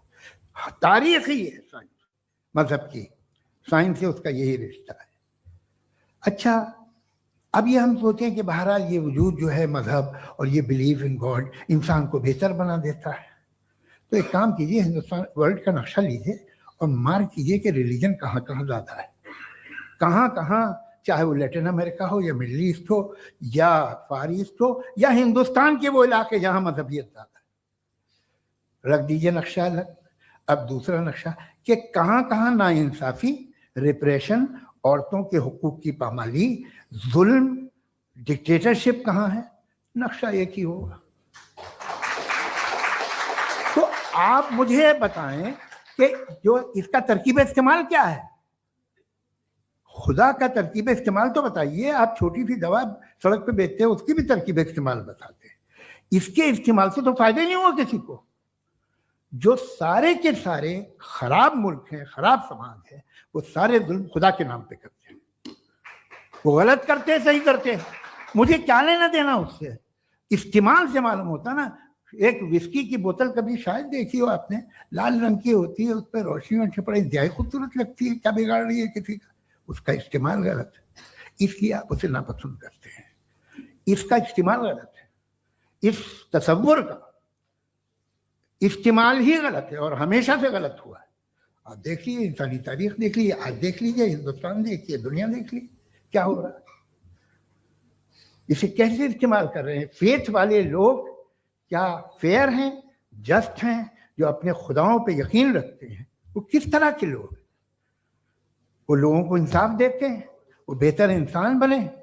तो इस दवा का फायदा क्या है? चलो बहुत फायदा हो रहा तो मैं इस्तेमाल कर लूंगा, मैं मुझे तो इस दवा का कोई फायदा दिखता ही नहीं। मुझे तो ऐसा लगता, मैं एक और बात बताऊं, अगर कोई आदमी मजहबी है और अच्छा आदमी है तो मैं उसकी बहुत इज्जत करता हूँ, इसलिए कि मेरा ख्याल है मजहबी आदमी का अच्छा होना मुझसे अच्छा होने से ज्यादा मुश्किल है। भाई हर चीज की एक लिमिट है। आप इतना भाग सकते हैं, इतना नहीं भाग सकते, इतना वजन उठा सकते, इतना नहीं उठा सकते, इतना दूर देख सकते हैं, इतना दूर नहीं देख सकते। उसी तरह कॉमन सेंस कहता है कि आप में नेकी का भी एक कोटा होगा। अब आप अगर सुबह जाते हैं अपनी इबादत गाह और इबादत करते हैं तो बाहर निकलते हैं तो आप तो यही महसूस करते हैं कि आपने एक बहुत अच्छा काम किया, आपकी नेकी का एक बहुत बड़ा कोटा खर्च हो गया जिससे किसी का कोई फायदा नहीं। मैं तो नहीं जाता हूँ तो मुझे तो किसी को खाना खिलाना पड़ेगा, किसी बेवा की मदद करनी पड़ेगी, मैं अपना कोटा कैसे कंज्यूम करूं? आप अपना कोटा, सारे मजहबी लोग इंतहाई यूजलेस कामों में यूज करते हैं। उसके बाद भी अगर आप में बचती है थोड़ी सी शराफत तो भाई वाह क्या बात है।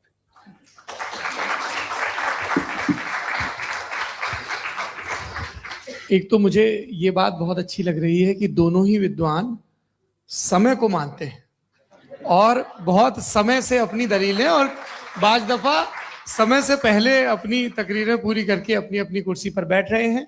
ये इस आर्ग्यूमेंट का राउंड 2 पूरा हुआ। अब रिबटल का राउंड 2 है और उसके बाद क्रॉस एग्जामिनेशन होगा। नहीं, आपका आर्ग्यूमेंट हो गया सर।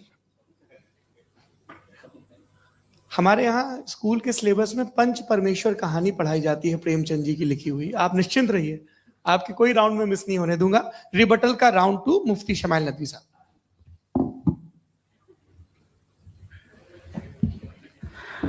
असल में जो हकीकी प्रॉब्लम है, असल प्रॉब्लम है वो ये है कि जावेद साहब के पास कॉन्सेप्ट ऑफ गॉड क्लियर नहीं है। इन्होंने कहा कि कायनात से पहले खुदा तो था, तब भी तो टाइम होगा। ये टाइम कायनात का हिस्सा है। हम खुदा, उस खुदा को मानते हैं, नेसेसरी बीइंग का टाइमलेस होना जरूरी है चूंकि वो टाइम का क्रिएटर है। जब उसने टाइम को क्रिएट किया तो वो खुद टाइम पे कैसे होगा? उसने जब स्पेस को क्रिएट किया तो खुद स्पेस में कैसे होगा? अगर वो टाइम एंड स्पेस को पहले से ही उसका पाबंद है तो फिर किस चीज को उसने क्रिएट किया? लिहाजा ये सवाल गलत है कि खुदा था तो टाइम होगा, बिल्कुल नहीं। टाइम के पाबंद हम है, खुदा नहीं है। हम फिजिकल वर्ल्ड से ताल्लुक रखते हैं, वो मेटाफिजिकल रियलिटी है। दूसरी चीज इन्होंने मिसाल दी कि चाय की केतली हवा में घूम रही होगी, और पता नहीं शायद वो बर्टन रसल का उन्होंने हवाला दिया। बहरहाल यही प्रॉब्लम है। प्रॉब्लम यही है कि हम चीजों के दरमियान डिफरेंशिएट नहीं कर पाते। ये जो आपने मिसाल दी ये इमेजिनेशन है, और मैं जो साबित कर रहा हूं वो लॉजिकल नेसेसिटी है। आप इमेजिन करने आए तो कुछ भी करें, जुपिटर में पिंक एलिफेंट होगा, यूनिकॉर्न होगा, करें, उससे कायनात पे क्या फर्क पड़ता है? उससे आप लॉजिकल नेसेसिटी साबित नहीं कर सकते। मैं तो उस प्राइम कॉज की बात कर रहा हूं, उस नेसेसरी बीइंग की बात कर रहा हूं जिसके बगैर इस कायनात का एग्जिस्टेंस मुमकिन नहीं है। दूसरी चीज, मजहब को साइंस चैलेंज करती है वगैरह वगैरह, ये हमारा टॉपिक ही नहीं है। मैं इस पे बात करूंगा तो फिर मेरा वक्त चला जाएगा। मजहब के ऊपर चूंकि हमारी डिस्कशन नहीं है, साइंस को मजहब और बिलखुसूस मैं और हमारा वर्ल्ड व्यू कम से कम साइंस को पीछे नहीं करता है, साइंटिज्म की मजम्मत करता है। इसकी वजाहत मैंने पहले कर दी। दूसरी चीज इन्होंने कहा वर्ल्ड का नक्शा लीजिए, वर्ल्ड मैप लीजिए, दो अलग अलग जगह की। हजरत, मैंने ये होमवर्क किया था और मैंने मिडिल ईस्ट का एक नक्शा लिया और यूरोप का एक नक्शा लिया। ये मजहबी इलाका और ये लिबरल और एथीस्ट इलाका। मुझे पता चला कि सबसे ज्यादा रेप केसेस जो हैं वहां पर है।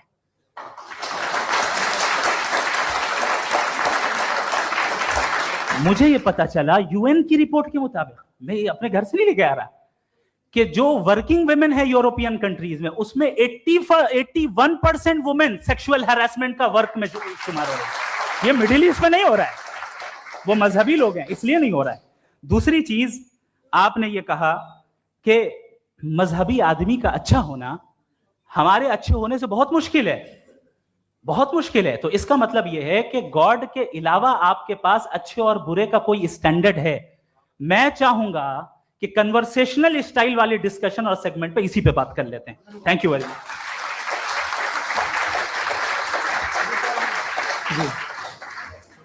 ये रिबटल का राउंड 2 है। आपके पास 5 मिनट का वक्त है और इसके बाद क्रॉस एग्जामिनेशन शुरू करेंगे। आप चाहे तो जो इन्होंने सवाल पूछे उनके जवाब आप रिबटल में भी दे सकते हैं। जी, देखिए, पहले तो ये बात कि ये मिसाल गलत नहीं है, गलत है। इन्होंने पहले ही हमको डिसआर्म कर दिया। पहले अकल से मामला सॉल्व नहीं हो सकता, लॉजिक से आप पहुंच नहीं सकते। ये एक मेटाफिजिकल चीज़ है। मेटाफिजिकल अजीब सा लफ्ज़ है, ठीक से किसी को माने नहीं मालूम इसके, तो ऐसा लगता है कुछ बड़ी चीज़ है। अरे भाई, क्या होता है मेटाफिजिकल, बताओ, खड़ी हो। ये एक लफ्ज़ है जो कहीं भी इस्तेमाल हो जाता है। जब आप एक बात कर रहे हैं और आप मुझसे बहस कर रहे हैं तो मुझे मेटाफिजिकल मत बताइए, आप लॉजिकली मुझे प्रूफ किए। और अगर लॉजिकली आप नहीं बात करते साहब ये मेटाफिजिकल है, तो फिर हम आप बात क्या कर रहे हैं? मेरा आपका किस जबान में कॉन्वर्सेशन होगा? और ये कहना कि वक्त पहले नहीं था, तो फिर क्यों कहते हैं ये हमेशा से और हमेशा रहेगा? हमेशा वक्त है, तो आप कैसे कहते हैं वो हमेशा से है और हमेशा रहेगा? हमेशा का मतलब है कोई वक्त, अगर वक्त ही नहीं है तो हमेशा कैसे? बाहर वो रहेगा। अब मैं ये देखता हूं, आपने कहा ना कि वहां रेप ज्यादा होते हैं, तो हम एक बात देखते हैं कि दुनिया जिसपे वो कादर मुतलक है, जिसकी मर्जी के बगैर पत्ता भी नहीं हिलता, ओमनीपोटेंट है, ये दुनिया चल कैसे रही है? और इस दुनिया का हाल क्या है? 45,000 बच्चे जो 10 साल की उम्र से कम थे वो गाजा में मरे। भूख से काला हांडी में बच्चे मरते हैं और डिप्थेरिया से मरते हैं। डिप्थेरिया अजीब मर्ज है, गले में जाली बनना शुरू होती है, बच्चा नीला हो जाता है, गरीब का बच्चा, इसलिए कि उपास इलाज नहीं। ये कादर मुतलक है जो चाहे कर दे, इससे आप दुआएं मांगते हैं हमारी ये काम कर दे वो कर दे, तो इसका मतलब डे टू डे लाइफ में वो इंटरफेयर करता है और ये देख रहा है वो। अगर वो वाकई भी है फॉर डिस्कशन सेक, तो मैं जब दुनिया देखता हूं तो मेरे दिल में उसके लिए कोई इज्जत नहीं पैदा होती। ये क्या कर रहे हो तुम पूरे ऑल पावरफुल हो, ओमनीपोटेंट हो, ओमनी प्रेजेंट हो। तुम तो वहां गाजा में रहे होगे ना, तुम हर जगह हो। तुम देख रहे थे कि बच्चे की कैसे धज्जियां उड़ रही, तुम देख रहे थे। और तुम चाहती हो मैं तुम्हारी परस्तिश करूंगा, तुम हो भी। अरे यार, इसके अच्छे तो हमारे चीफ प्राइम मिनिस्टर हैं, कुछ तो ख्याल करते हैं। कमाल है। आप किसकी इबादत कर रहे हैं? अगर वो है भी, ये दुनिया नाइंसाफी से, जुल्म से, जबर से, तशद्दुद से भरी हुई। और आप ये मत कहिएगा कि वो देख रहा है और वो बताएगा एक दिन। अगर वो देख रहा है और इंटरफेयर नहीं करता तो आप दुआ क्यों मांगते? आप कहते हैं मेरा ये काम करा दे, इसके मतलब है वो दखल दे सकता है, वो आपको नौकरी दिलवा सकता है, भले दूसरे आदमी को न मिले, मगर आपका काम कर देगा चूंकि आपने दुआ मांगी है। तो जब वो आपको नौकरी दिला सकता है, लड़की की शादी कर सकता है, बेटे को ग्रीन कार्ड दिलवा सकता है, तो कम से कम ये जो मर रहे हैं बच्चे, इनको रोक दे, कुछ तो करे। मुझे तो दुनिया में, इस दुनिया का कोई मालिक है, इसका ओमनीपोटेंट कोई रूलर है, और ये दुनिया ऐसी चल रही है। मैं तो चाहूंगा कि भाई ना हो, अगर हो तो बड़ी शर्मिंदगी की बात है। शुक्रिया।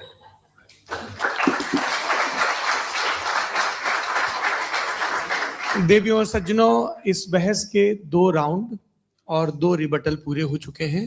अब सबसे जरूरी और सबसे मुश्किल राउंड शुरू हो रहा है, क्रॉस एग्जामिनेशन का। अब इन विद्वानों की सज्जनता की एक परख भी होगी, और वक्त हमने 16 मिनट का तय किया है। पहला सवाल आप पूछना चाहेंगे? जी बिल्कुल। पहले बोले भी आप आप माइक ले लीजिएगा हाथ में, ये नीचे से जी। मैं ये डायस हटा सकते हैं क्या हम, थोड़ा क्विकली? डायस पीछे कर दीजिए बस थोड़ा सा, है, ताकि ये जो दाएं बाएं लोग बैठे हैं, इसे हटा ही दीजिए। अब हम वहां तो जाने वाले नहीं, आराम से आराम से दोनों तरफ से हटा दीजिए।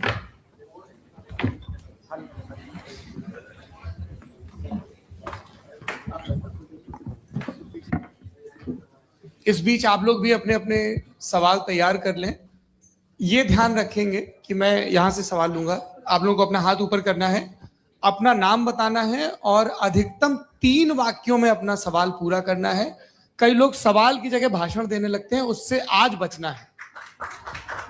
जी मुफ्ती साहब, पहला सवाल आपका, 16 मिनट है, हम दोनों लोगों के सवाल लेंगे। जी जी बहुत शुक्रिया। आपकी जो अभी बात हुई बहुत अहम थी, मैं इसको चाहूंगा कि आगे डिस्कस करूं, लेकिन चूंकि अभी ये वो सेगमेंट है क्रॉस एग्जामिनेशन, तो सबसे पहला सवाल आपसे ये है कि जो मैं इतनी देर से कॉन्टिंजेंसी आर्ग्यूमेंट आपको बता रहा था, ये अकल से ही बता रहा था हजरत, आप ये बताएं कि आप इन्फिनिट रिग्रेस ऑफ कॉजेस को पॉसिबल मानते हैं या नेसेसरी बीइंग के एग्जिस्टेंस को सही समझते हैं? क्योंकि 2 ही ऑप्शन हो सकता है, आप ये बताएं। देखिए, आपको मैं ईमानदारी से बात करूं, एक तो मैं कॉन्टिजेंसी वर्ड ठीक से समझता हूं, और इस वक्त भी जो आपने अंग्रेजी के अल्फाज इस्तेमाल किए वो जरा थोड़े से मुझे डिफिकल्ट और कॉम्प्लिकेटेड लगे, तो आप जरा सिंपल जबान में सवाल कर सकते हैं? बिल्कुल कर सकता हूं। जी। यूनिवर्स की हर चीज कॉन्टिंजेंट होने का मतलब यह है कि वो अपने एग्जिस्टेंस में किसी के ऊपर डिपेंडेंट है। जो भी चीज डिपेंडेंट होगी वो चीज इंडिपेंडेंट नहीं हो सकती, तो उसका कोई ना कोई कॉज होगा। तो अब आप क्या समझते हैं कि ये इन्फिनिट रिग्रेस है, यानी कॉज पर कॉज, कॉज पर कॉज, कॉज पर कॉज, और कभी कोई यानी ये एंडलेसली चलता रहा? क्योंकि अगर ऐसा होगा तो हम तो एग्जिस्टेंस में आते ही नहीं। लॉजिकली ये मुत्तफक अलैह चीज है, मुत्तफक अलैह, अग्रीड अपॉन। ओके, इस पे हमने एग्री किया था कि मुश्किल शब्द आएगा तो अर्थ बताना पड़ेगा। तो इन्फिनिट रिग्रेस तो पॉसिबल नहीं है, तो कहीं ना कहीं आपको रुकना पड़ेगा ऐसे नेसेसरी बीइंग पर। नहीं, कोई जरूरत नहीं रुकने की। किसने कहा आप रुकना पड़ेगा? आप रुकते हैं खुदा पे, आप नहीं रुकते। आप कहते हैं वो हमेशा से, जब उस वक्त से जब वक्त नहीं था। आप कहाँ रुकते हैं कि अब हुआ था वो? आप नहीं कहते। हम क्यों नहीं मान सकते कि यूनिवर्स जो है और बल्कि मल्टीवर्सेस जो है वो हमेशा से हैं, वो बनती है, बिगड़ती है। एक हमारे यहाँ एक चीज है ब्लैक होल, वो समेट लेता है वापस, फिर ब्लास्ट होता है, फिर फैल जाता है। और इसमें हमारी तो खैर कोई औकात ही नहीं है इंसान की।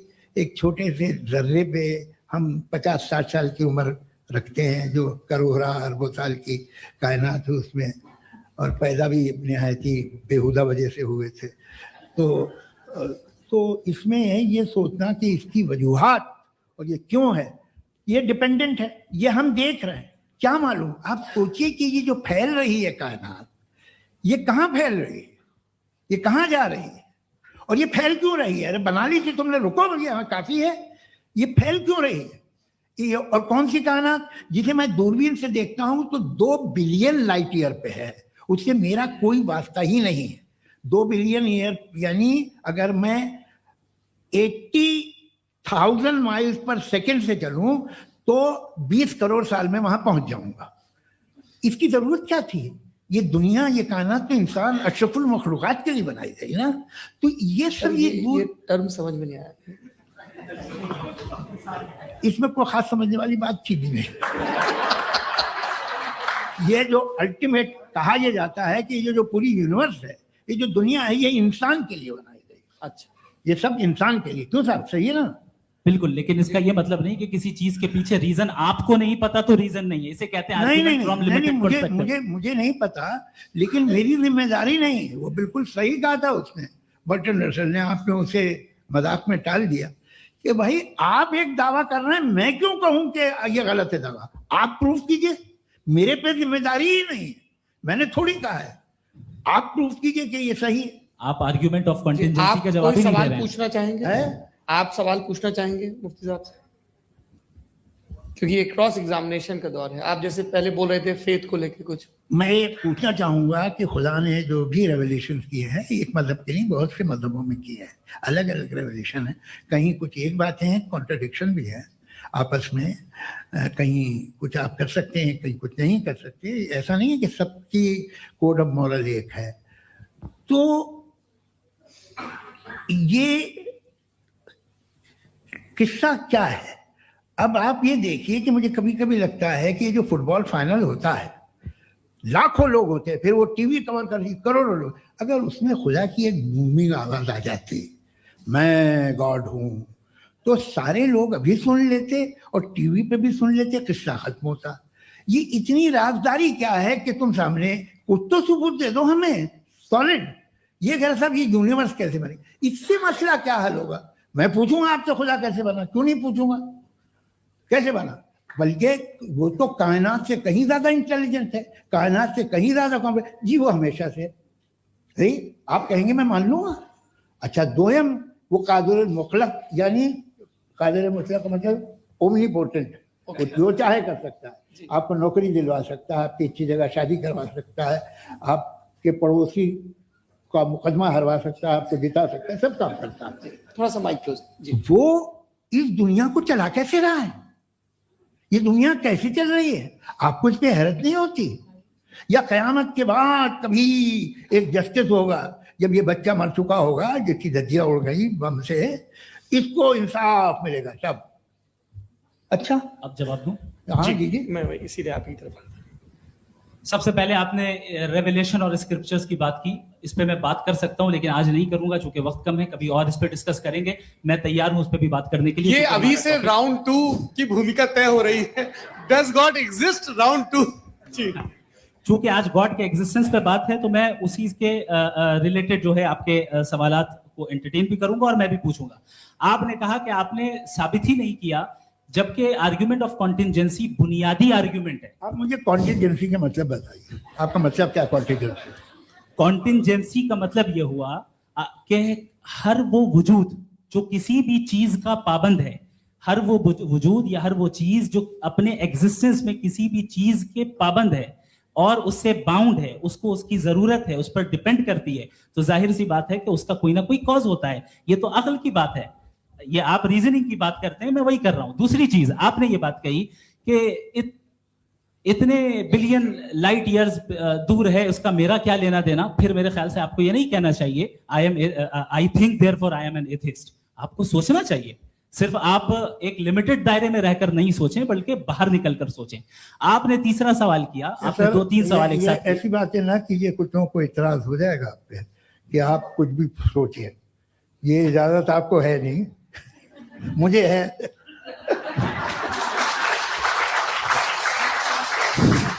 जी, आपने प्रॉब्लम ऑफ इविल के ताल्लुक से सवाल किया और बार बार आप एक लफ्ज रिपीट कर रहे हैं कि ओमनीपोटेंट गॉड है, ऑल पावरफुल गॉड है। यही तो दरअसल समझना है कि गॉड का कॉन्सेप्ट क्या है। प्रॉब्लम ऑफ इविल जो है, प्रॉब्लम ऑफ इविल दर हकीकत दो असम्पशंस पर कायम है। अगर आप इन दो असम्पशंस को समझ जाएं तो ये प्रॉब्लम नहीं रहेगी, आर्ग्यूमेंट आपको समझ में आ जाएगी कि ये कोलैप्स कर जाता है। पॉइंट नंबर 1, यानी जो आपका सबसे पहला फॉल्स असम्पशन है कि गॉड मर्सीफुल है, ओमनीपोटेंट है, दुनिया में जुल्म हो रहा है। लेकिन आपको ये समझना चाहिए कि हमारे वर्ल्ड व्यू के मुताबिक गॉड सिर्फ ओमनीपोटेंट और सिर्फ मर्सीफुल नहीं है, बल्कि वो ऑल वाइज भी है और वो ऑल नोइंग भी है। उसके हर काम के पीछे हिकमत और विजडम है। ये कोई जरूरी नहीं है कि वो हिकमत और विजडम आपको समझ में आए या मुझे समझ में आए। अगर आप जो समझ रहे हैं उसके मुताबिक आप फैसला कर रहे हैं, ये लिमिटेड पर्सपेक्टिव से आर्गुमेंट है। और इस चीज को हम अपनी दुनिया में, अपने लाइफ में, डेली लाइफ में इस प्रिंसिपल को एक्सेप्ट करते हैं। हम जब किसी डॉक्टर के पास जाते हैं, डॉक्टर के पास जाकर वो अगर उसने हमें कोई दवाई दी है तो हम ये तो नहीं कहते कि जब तक आपके पास जितना नॉलेज और जितना विजडम नहीं है, आपने क्यों ये दवाई दी है, तब तक हम इस चीज को एक्सेप्ट नहीं करेंगे। नहीं कहते, हम उसकी अथॉरिटी को तस्लीम करते हैं। क्यों? क्योंकि उसकी हम जानते हैं कि वो नॉलेजेबल है, वो विजडम वाला है, हमसे ज्यादा नॉलेज और हमसे ज्यादा विजडम है। बताएं सर। नहीं, डॉक्टर में और खुदा में बड़ा डिफरेंस है। डॉक्टर पढ़ा लिखा होता है, एक तो मैं उसकी बात सुनूंगा। दो ये नहीं, कुछ जवाब तो ये भी नहीं है। सर प्लीज, आ जाइए, अगर चलिए। सब ऑडियंस से बोलने लगेंगे तो हाँ। फिर मतलब नहीं सिविलाइज्ड बहस का। मतलब आप ये कहें कि क्योंकि आप डॉक्टर पे बिलीव करते हैं इसलिए खुदा पे बिलीव किए, क्या ये मिसाल आपको समझाने की है। आर्गुमेंट है, इस पे आपको एतराज नहीं है। तो सिंपल बात ये है कि मैं अगर ये यकीन कर लूं कि एक ओमनीपोटेंट, उसकी मसलहत है, ये जो बच्चे मर रहे हैं ये मसलहत है उसकी, मुझे नहीं चाहिए इसकी मसलहत। उसकी मसलहत नहीं, यही तो मसलहत समझना है। मतलब एक्सपीरियंस। अच्छा, इस आपने अभी मेरी बात पूरी सुनी नहीं। मैंने कहा आपका पूरा आर्ग्यूमेंट दो फॉल्स असम्पशंस पर है। एक फॉल्स असम्पशन मैंने बता दिया, दूसरा फॉल्स असम्पशन ये है कि इस दुनिया में इविल के होने का कोई गुड रीजन नहीं है, जबकि हमारे पास बाज रीजंस मौजूद हैं, हमारे पास बाज वजूहात मौजूद हैं। अगर इस दुनिया में इविल ना हो तो आप गुड को डिफाइन कैसे करेंगे? अगर जुल्म ना हो आप इंसाफ को समझेंगे कैसे? अगर तारीकी ना हो तो आप लाइट को समझेंगे कैसे? बहुत अच्छी। अभी और सुन लें, अभी और बाकी है। ये तो बात बहुत पसंद आई साहब मुझे, कि जब तक रेप ना हो तब तक औरतों की इज्जत का ख्याल आपने मेरा जवाब पूरा सुना ही नहीं। जब तक के बच्चों का कत्ल ना किया जाए तब तक आपको बच्चों की मासूमियत की इज्जत। आपने पूरा जवाब सुना ही नहीं। क्या बात, क्या आपने नुक्ता निकाला हुआ? आपने पूरा जवाब सुना ही नहीं। आप सुन लें, मेरी बात सुन लें। ये मैंने आपको एक चीज बताई। दूसरी चीज, इस दुनिया में हम आए हैं टेस्ट के लिए, हमारा टेस्ट हो रहा है और हर इंसान का अलग अलग अंदाज में टेस्ट होता है।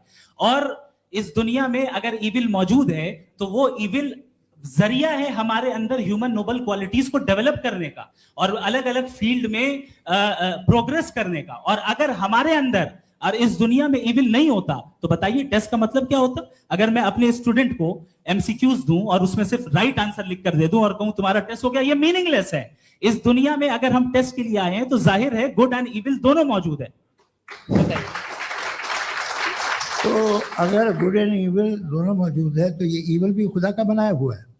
जी हाँ, खुदा का बनाया हुआ है। लेकिन अच्छा, चलो अच्छी बात। जी बिल्कुल, तो बिल्कुल खुदा ने मतलब बनाया। अभी तो ये है कि जो मेजॉरिटी है दुनिया में वो इविल है, तो ये खुदा एक्चुअली इविल के साइड पे लग रहा है मुझे। बिल्कुल भी नहीं, मैं बताता हूं। मेजॉरिटी में तो वो है। क्या बात कर रहे हैं भाई आप? मैं बहुत कोई भी जो मुंसिफ होगा, चाहे आपका अपना घर हो जिसके आप सबसे बड़े हैं, चाहे आपकी ऑर्गेनाइजेशन हो जो आप चलाते हैं, वहां पर आप इविल रखेंगे साबित करने को कि बाकी लोग शरीफ हैं। मेरी बात सुन क्या लें। ये आर्ग्यूमेंट ही गलत है? अगर- कि जब तक के कोई इविल नहीं होगा तब तक के शरीफ आदमी शरीफ नहीं लगेगा। अगर एग्जामिनर गलत ऑप्शन दे रहा है तो एग्जामिनर इविल नहीं हो गया। जो गलत ऑप्शन को सेलेक्ट कर रहा है वो फेल होगा। क्रिएटर ने इविल को बनाया है लेकिन वो इविल नहीं है। अच्छा, सुनिए मेरी बात, चलिए, लेट मी कंप्लीट सर। जी जी। क्रिएटर ने इविल को बनाया है टेस्ट के लिए, वो इविल नहीं है। इविल वो होगा जो उसे इख्तियार करेगा। छुरी को बनाने वाला गलत नहीं होता है, छुरी का गलत इस्तेमाल करने वाला गलत होता है। रेप को कैसे गलत इस्तेमाल करते हैं? रेप इंसान के फ्री विल का नतीजा है। माइक ये रेप कैसे गलत इस्तेमाल होता है? ये मुझे अब सुन ले, अब सुन ले। गलत इस्तेमाल होता है। हाँ मैं बता रहा हूँ ना, रेप कैसे गलत मैं बता रहा हूँ जी। कि जो इविल इस दुनिया में मौजूद है उसके कई सारे तरीके हैं। एक तरीका इंसान का अपना फ्री विल है। अब अगर कोई रेपिस्ट रेप कर रहा है तो इसका गॉड का कसूर नहीं है, वो अपने फ्री विल का गलत इस्तेमाल कर रहा है, उसको सजा मिलनी चाहिए। अच्छा। और उसी के लिए जहन्नम बनाई गई है। ये फ्री विल का भी बड़ा चक्कर। आप जब कोई बुरा काम करते हैं या कोई बुराई होती है तो ये कहा जाता है कि ये फ्री विल है। 7 billion free wills are moving on this planet. 7 billion free will. और एक आदमी अपनी फ्री विल से मुझे कत्ल कर दे तो मैं खुदा की मर्जी से मरा हूं कि इसकी फ्री विल की वजह से? मेरी मौत खुदा के हाथ है या ये फ्री विल वाले के हाथ है? खुदा ने फ्री विल का निजाम बनाया है और उस निजाम का गलत इस्तेमाल करके कोई आपको ये मार गलत रहा है, इस्तेमाल करके मेरा कत्ल कर देता है। अब मेरी मौत का जिम्मेदार कौन है? वो इंसान जिम्मेदार है। वो इंसान। जी। तो ये कहना कि और उसको खुदा ही उसको जिंदगी उसको सजा देता है, मिलेगी।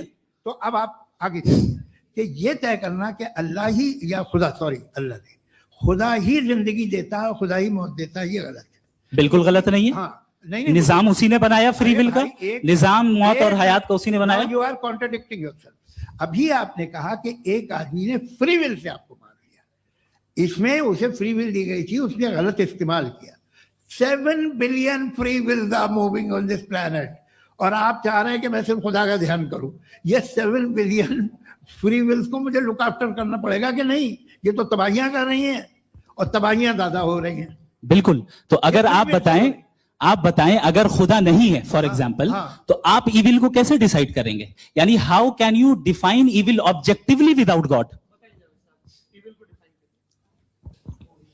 देखिए, दुनिया में 2 तरह के जानवर हैं।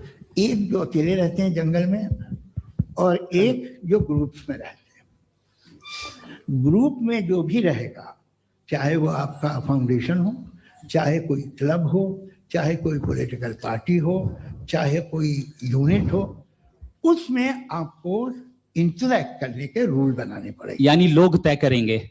लोग क्या अगर लोगों ने ये तय किया कि किसी का रेप करना सही है, आप जस्टिफाई करेंगे? नहीं, लोग आपका फाउंडेशन तो ये हो गया ना कि लोग इविल डिसाइड दुनिया करेंगे। में- नहीं, अरे दुनिया में ऐसे ग्रुप्स हैं जो रेप को जायज मानते हैं सर्टेन हालात में। मैं डिटेल में नहीं जानूंगा, आप भी जानते हैं। ये जो आईसिस वाले थे, इन्होंने क्या किया था, तो उन्होंने क्या किया उसका खुदा से कोई ताल्लुक नहीं है सर। मैंने सिंपल सवाल किया कि इविल को आप डिफाइन करते चलिए, कैसे हैं? आइए वापस आइए। जी। आप साथ में तभी रह सकते हैं जब कुछ आप ऐसे उसूल डेवलप करें जिसमें हर एक का बेसिक तहफ़्फ़ुज़, हर एक का बेसिक राइट हो और हर एक को कोई आराम मिले। यही तरीका है किसी भी ऑर्गेनाइजेशन जिसमें एक से ज़्यादा लोग हैं और वो ऐसे चलती है जिंदगी। उसमें अगर आप गड़बड़ करेंगे तो तबाही होगी, नुकसान होगा, बर्बादियाँ आएंगी। और अगर उसमें आप घर ले लीजिए ना, एक हस्बैंड है, एक वाइफ है, बच्चे हैं, वालदा भी हैं, 2 बहनें भी हैं, एक भाई भी है। अब इसमें कोई निज़ाम आपको चाहिए साथ में रहने का, और एक दूसरे पे भरोसा रहे, एक दूसरे के बहीख्वाह हों, एक दूसरे की मदद करें, ऐसी जिंदगी। सर आपकी बात आ गई। आप ये कह रहे हैं कि लोग डिसाइड करेंगे क्या सही है क्या गलत है, यही है? मेजॉरिटी डिसाइड करेगी क्या सही है क्या गलत है? अरे भाई बिल्कुल। मेजॉरिटी अगर ये कहे कि नाजी जर्मनी के साथ जिस तरह मेजॉरिटी थी कि जेनोसाइड करना सही है, आप जस्टिफाई करेंगे? उस वक्त आपका ये सवाल थे तो उसके बाद क्लोजिंग। हाँ, उस वक्त प्लेनेट पे जो लोग थे, हाँ। उनमें कितने लोग हिटलर को सही समझते? अच्छा, प्लेनेट की मेजॉरिटी तय करेगी, सोसाइटी की नहीं। प्लेनेट की मेजॉरिटी गॉड के एग्जिस्टेंस को सही मानती है, आप क्यों नहीं मानते? ये हेलो ये क्रॉस क्वेश्चन का राउंड यहाँ पर समाप्त होता है। और ये बड़ा अच्छा है कि इस तरह से फ्रेगमेंट कर दिया गया है ताकि जो मैं मरकरी ऊपर एक जा रहा बात है का नीचे आ जवाब जाए। दे दूं। जी, प्लेनेट की ज्यादातर मेजॉरिटी कुछ दूसरे मजहबों के खुदा को मानती है। आप उन्हें क्यों नहीं, आप तो मेजॉरिटी की बात कर रहे अच्छा हैं। ये मैंने क्लोजिंग majority की बात- आप ये कह रहे हैं इविल और गुड को डिसाइड मेजॉरिटी करेगी। मेजॉरिटी जो कर दे वो सही हो जाएगा। क्लोजिंग इसको जैसा आप ही लोगों ने तय किया है उसी फॉर्मेट को फॉलो कर लेते हैं।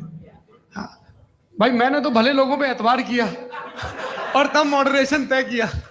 जी, आपके पास 5 मिनट का वक्त है, क्लोजिंग आर्ग्यूमेंट है, उसके बाद हम ऑडियंस से क्वेश्चन आंसर लेंगे जावेद साहब की क्लोजिंग आर्ग्यूमेंट के बाद। Okay, Your time starts now. बहुत शुक्रिया। जी। हमारा जो टॉपिक है डज गॉड एग्जिस्ट, मैं इस पे इतने एकेडमिक तैयारी करके आया था। मुझे था कि मैंने सोचा था कि कई सारे मैं आर्ग्यूमेंट्स दूंगा, लेकिन वक्त की भी किल्लत और जावेद साहब बार बार इधर उधर चले जा रहे थे तो उसको भी थोड़ा एंटरटेन करना पड़ गया।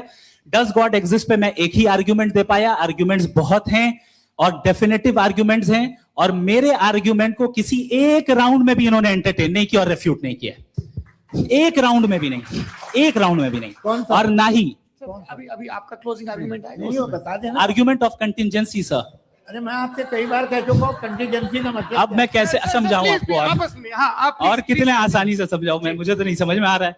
बस आप अपनी आर्ग्यूमेंट ऑफ कंटीजेंसी उर्दू में बोल सकते हैं। हाँ आप अपनी बात पूरी कर ले जी। आखिरी 4 मिनट। दूसरी चीज, just a minute please ma'am, can I talk? दूसरी चीज ये है कि आपने एक तो इसका जवाब नहीं दिया, दूसरा आपने गॉड के ना होने पर कोई डेफिनेटिव आर्ग्यूमेंट नहीं दिया, सिर्फ मजहब पे बात कर रहे हैं आप। मजहब तो आज हमारा टॉपिक ही नहीं था, आज तो हमारा टॉपिक हो आप मजहब से ले लेकर आईएस तक चले गए। भाई हमारा क्या ताल्लुक है उससे? We condemn them. और उसका गॉड से क्या ताल्लुक है? अगर कोई गलत काम कर रहा है, किसी ने किसी को कत्ल किया, किसी ने किसी का रेप किया, उसको सजा मिलनी चाहिए। और आपके पास कोई भी rational strong foundation of morality नहीं है। आपने कहा कि मेजॉरिटी तय करेगी सोसाइटी की, वो सही होगा। मैंने कहा हिटलर को फिर आप सही कहेंगे, नहीं नहीं नहीं नहीं, प्लैनेट की सोसाइटी की मेजॉरिटी तय करेगी। तो प्लैनेट की मेजॉरिटी गॉड के एग्जिस्टेंस को मानती है, आप कह रहे हैं ये रिलीजियस है। तो यानी आपके पास कोई स्ट्रॉन्ग फाउंडेशन नहीं है ऑब्जेक्टिव मोरालिटी का। ऑब्जेक्टिव मोरालिटी का अगर कोई फाउंडेशन है तो वो सिर्फ गॉड है, गॉड है, गॉड है। थैंक जी, ये मुफ्ती शमाइल नदवी साहब का क्लोजिंग आर्ग्यूमेंट था। अब हमारे पास जी जी ये बड़ा अच्छा है कि दोनों लोगों को मॉडरेटर से शिकायत भी और बोल रहे भाई हमारी शाबाशी भी तो करते चलो। अब मेरी बात जी आपके पास जावेद अख्तर साहब 5 मिनट का वक्त है, ये आपका क्लोजिंग आर्ग्यूमेंट है, टाइम रीसेट कर दे जी। देखिए बहुत सारी बातें हैं। गॉड का डेफिनेशन दुनिया के किसी भी रिलीजन में है कि वो ओमनीपोटेंट है, ओमनीप्रेजेंट है, he is just, he is kind, he loves you and so on. मैं जब दुनिया देखता हूँ तो मुझे कोई ऐसा सुप्रीम पावर यहाँ दिखाई नहीं देती है जो इंसान की बहबूदी के लिए कुछ कर रही हो, कमज़ोर को बचा रही हो, मदद कर रही हो, जालिम को पीछे हटा रही हो। मैं नहीं देखा तारीख में, नहीं। एक तो अगर है और ये देख रहा है तमाशा तो उसका होना न होना बराबर है। दोयम ये कि ये जो है, जब आप ये कहते हैं कि कायनात जिसकी कंटीजेंसी है, मैं देखिए वो लफ्ज इस्तेमाल किया मैं, तो ये कैसे हो सकती है भाई? और फौरन आप सरेंडर कर देते हैं कि जाहिर है कि इसका बनाने वाला तो इससे 10,000 गुना था तो कॉम्प्लिकेटेड होगा। उस पर आपके होने पे कोई इतराज नहीं है। उसे वो टाइमलेस है, वो पहले से था, टाइम तो बहुत बाद में आया। ये सब आप मानने को तैयार है जिसका आपके पास कोई सबूत नहीं, आपके पास कोई रीजन नहीं। आपकी तारीफ क्या है मजहबों की? बिलीफ की, जो खुदाओं का बिलीफ है, ये कॉन्स्टेंटली गलत साबित होता रहा है। मतलब आप कहें कि अरिस्टोटल के जमाने में तो सब जाहिल थे, वो भी इतने ही यकीन से खुदा पे यकीन रखते थे, जो अब नहीं रहा। ये भी नहीं रहेगा, आप लिख लीजिए। और इसके आसार आपको दुनिया में दिखाई देना शुरू हो चुके हैं। ये बहस क्या आज से 100 साल पहले इस तरह हो सकती थी? यहाँ तक तो आपको हम ले आए हैं। तो सर अरे इनको मदद की जरूरत नहीं भाई, ये सेल्फ सफिशिएंट आदमी है, आप क्यों इनकी मदद कर रहे हैं? Sir please. तो ये जो है तमाम बातें अपनी जगह हैं। ये एक पैकेज है। आप अकेले, कोई आदमी ऐसा नहीं जो सिर्फ गॉड को मानता, उसके साथ बहुत पैराफर्नेलिया आता है, अलग अलग पैराफर्नेलिया आते हैं। They have always created chaos in the society. मैं तो आपको सीधा ऑफर देता हूँ कि दुनिया में 10 इम्पोर्टेंट बिलीव्स है। आप एक मानते हैं, 9 नहीं मानते, 9 में आप एथीस्ट हैं, 9 को आप बिल्कुल रीजनेबली मेरी तरह देखते हैं।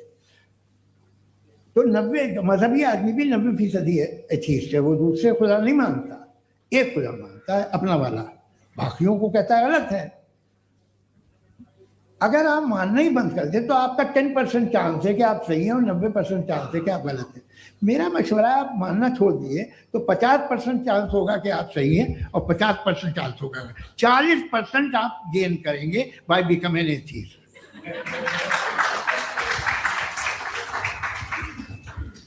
ये एक फरसूदा ख्याल है ये खत्म हो रहा है।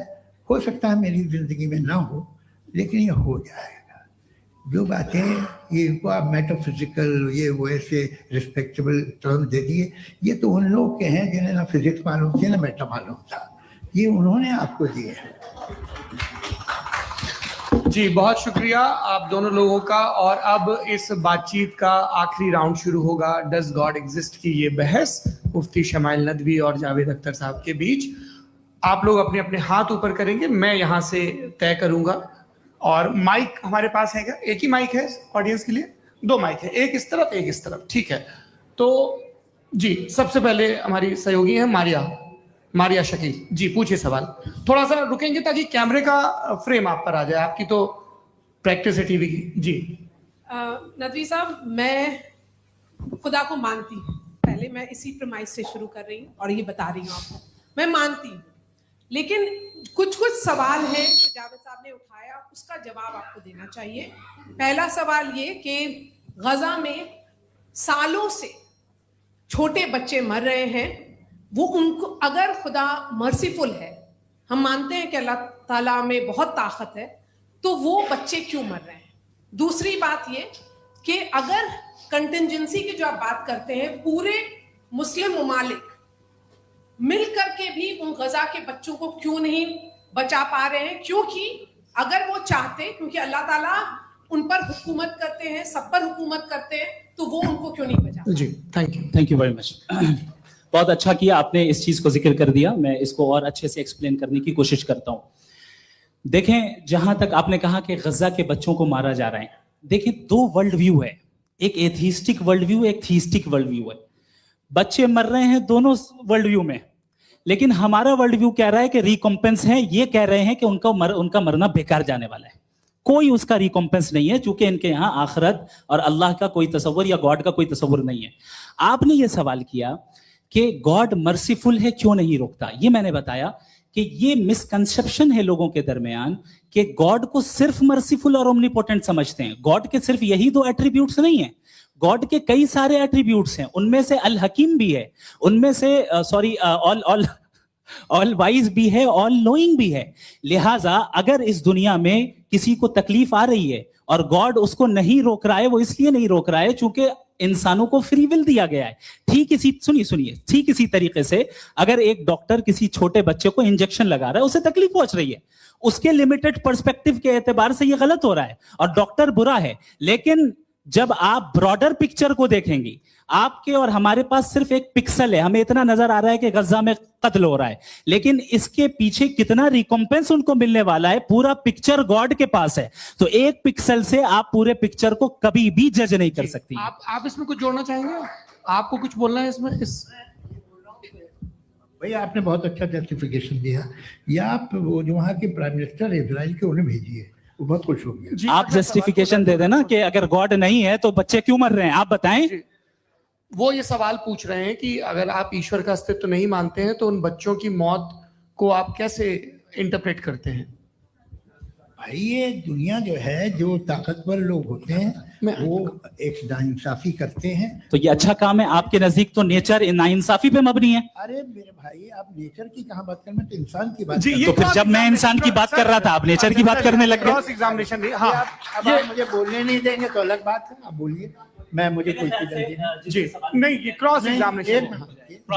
मुझे बोल तो लेने दीजिए। जी बोलिए। क्या बात ये है कि ह्यूमन सोसाइटी तभी साथ में रह सकती है जब वो मोहब्बत से, एकता से, एक दूसरे के एहतराम करके रहे। इसके अलावा पॉसिबल नहीं, अकेले तो इंसान रह नहीं सकता। वहाँ पर कुछ लोग हैं जो फाउल करते हैं, वो फाउल हम हमेशा से तारीख में होता आया है। आज ये हो रहा है, जो हो रहा है बहुत बुरा हो रहा है, बहुत जालिमाना है, बहुत जाबराना है।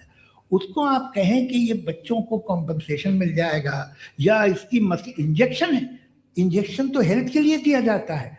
आप ये कह रहे हैं कि ये बच्चों की जो धज्जियां उड़ रही हैं ये इंजेक्शन है, ये टेस्ट है, ये टेस्ट है, और उस टेस्ट में उनको ऐसा रिकॉम्पेंस मिलेगा जो आपके तस्वुर के बाहर है। ये आप 3 बरस के बच्चे को बारूद से उड़ा के टेस्ट ले रहे हैं। वाह, वो नहीं ले रहा है, खुदा नहीं उड़ा रहा है, इजराइल उड़ा रहा है। जी, ये तो उसको कंडेम अगला सवाल लेते हैं प्रोफेसर पुरुषोत्तम अग्रवाल।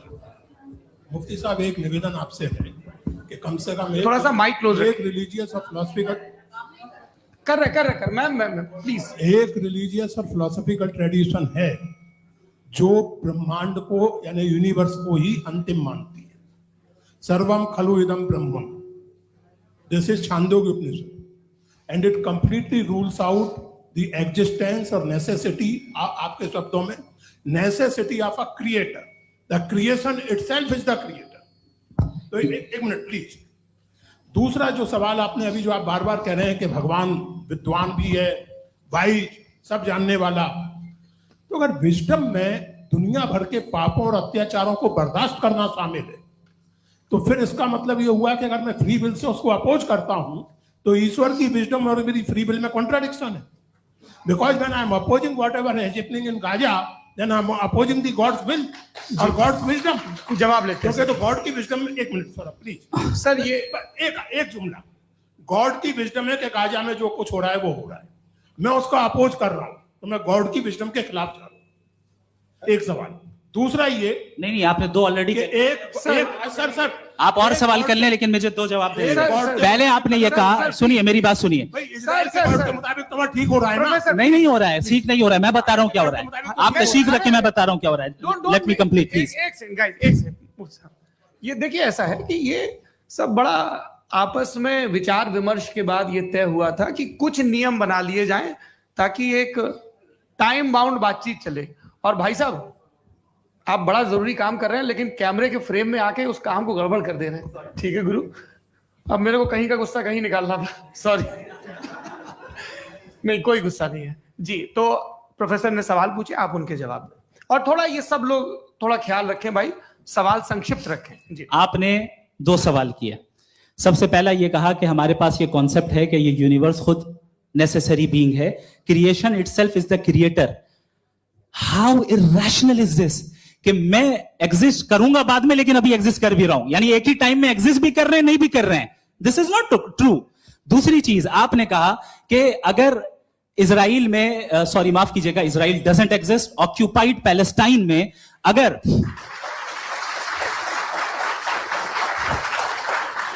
ऑक्यूपाइड पैलेस्टाइन में बच्चों को मारा जा रहा है फ्री विल की वजह से और गॉड नहीं रोक रहा, ये कॉन्ट्रडिक्शन है। ये बताइए कि एक एग्जाम में एक बच्चा गलत आंसर लिख रहा है, सुनिए, एग्जामिनर चाहे तो रोक सकता है, क्यों नहीं रोक रहा है?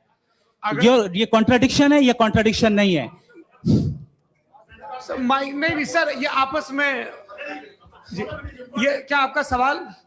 माइक दीजिए। फ्री विल दिया गया है टेस्ट के लिए, अकाउंटेबिलिटी के लिए। अगर फ्री विल नहीं होता तो आप कहते हैं हमें रोबोट बना दिया गया। नॉट मिसरिप्रेजेंट माय पोजीशन, आपकी जो भी पोजीशन, मैं अपनी फ्री विल के नाते, अपने ह्यूमन विजडम के नाते गाजा में हो रही अत्याचार का विरोध करता हूं। बिल्कुल करना चाहिए। आपके हिसाब से मैं गॉड की विजडम का विरोध कर रहा हूं? बिल्कुल नहीं, जो हो रहा है गॉड, बिल्कुल भी नहीं, बिल्कुल भी नहीं। उसका वहां पर गाजा में कत्ल होना ये इंसानों के गलत इस्तेमाल का नतीजा है, फ्री विल के इस्तेमाल का नतीजा है। गॉड इसका हुक्म नहीं देता, उससे रोकता है। यही तो मसला है ना, आपके लिए कॉन्सेप्ट क्लियर? नहीं भाई, आपने तो बताया था इंजेक्शन लगाने से बच्चे को तकलीफ होती है, ये इंजेक्शन लगा। सर आप ऐसे रेटोरिक स्टेटमेंट दे तब तो कोई मसला नहीं समझते रहेंगे। This is a rhetoric statement, this is not a logical argument sir. I am sorry, I am sorry. आखिरी 30 मिनट बड़े मुश्किल होने वाले हैं जी। मुफ्ती साहब आगे बैठे हैं, इनको माइक दीजिए। हाँ, तरुण माइक आप अपने पास रखिए, आपको कैमरे का फ्रेम पता है जी। सबसे पहले दोनों को मुबारकबाद। एक सर अपना आप नाम बता दें। आप अमेरिका में शिकागो में रहते हैं, इतना मुझे याद है। बताया आपको, यासिर नदीम अलवाजदी मेरा नाम है। जावेद सर, आपसे एक क्वेश्चन है इन्फिनिट रिग्रेस के ताल्लुक से। एक हाइपोथेटिकल सिनेरियो है, मसलन अगर आप सर माइक थोड़ा सा प्लीज क्लोज रखिए। ओके जी।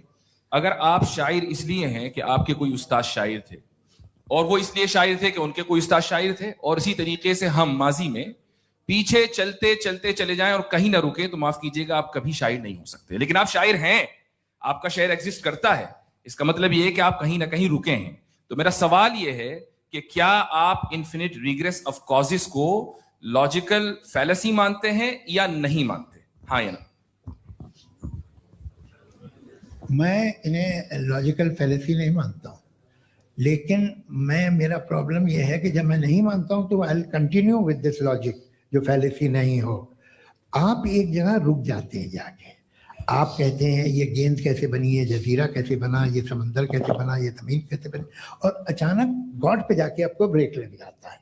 एक बार आप सवाल नहीं करते कि भाई इनको बनाने वाला तो इनसे भी कॉम्प्लिकेटेड हो, वो कैसे बना, उसके बारे में आपने इत्मीनान कर लिया, वो हमेशा से है।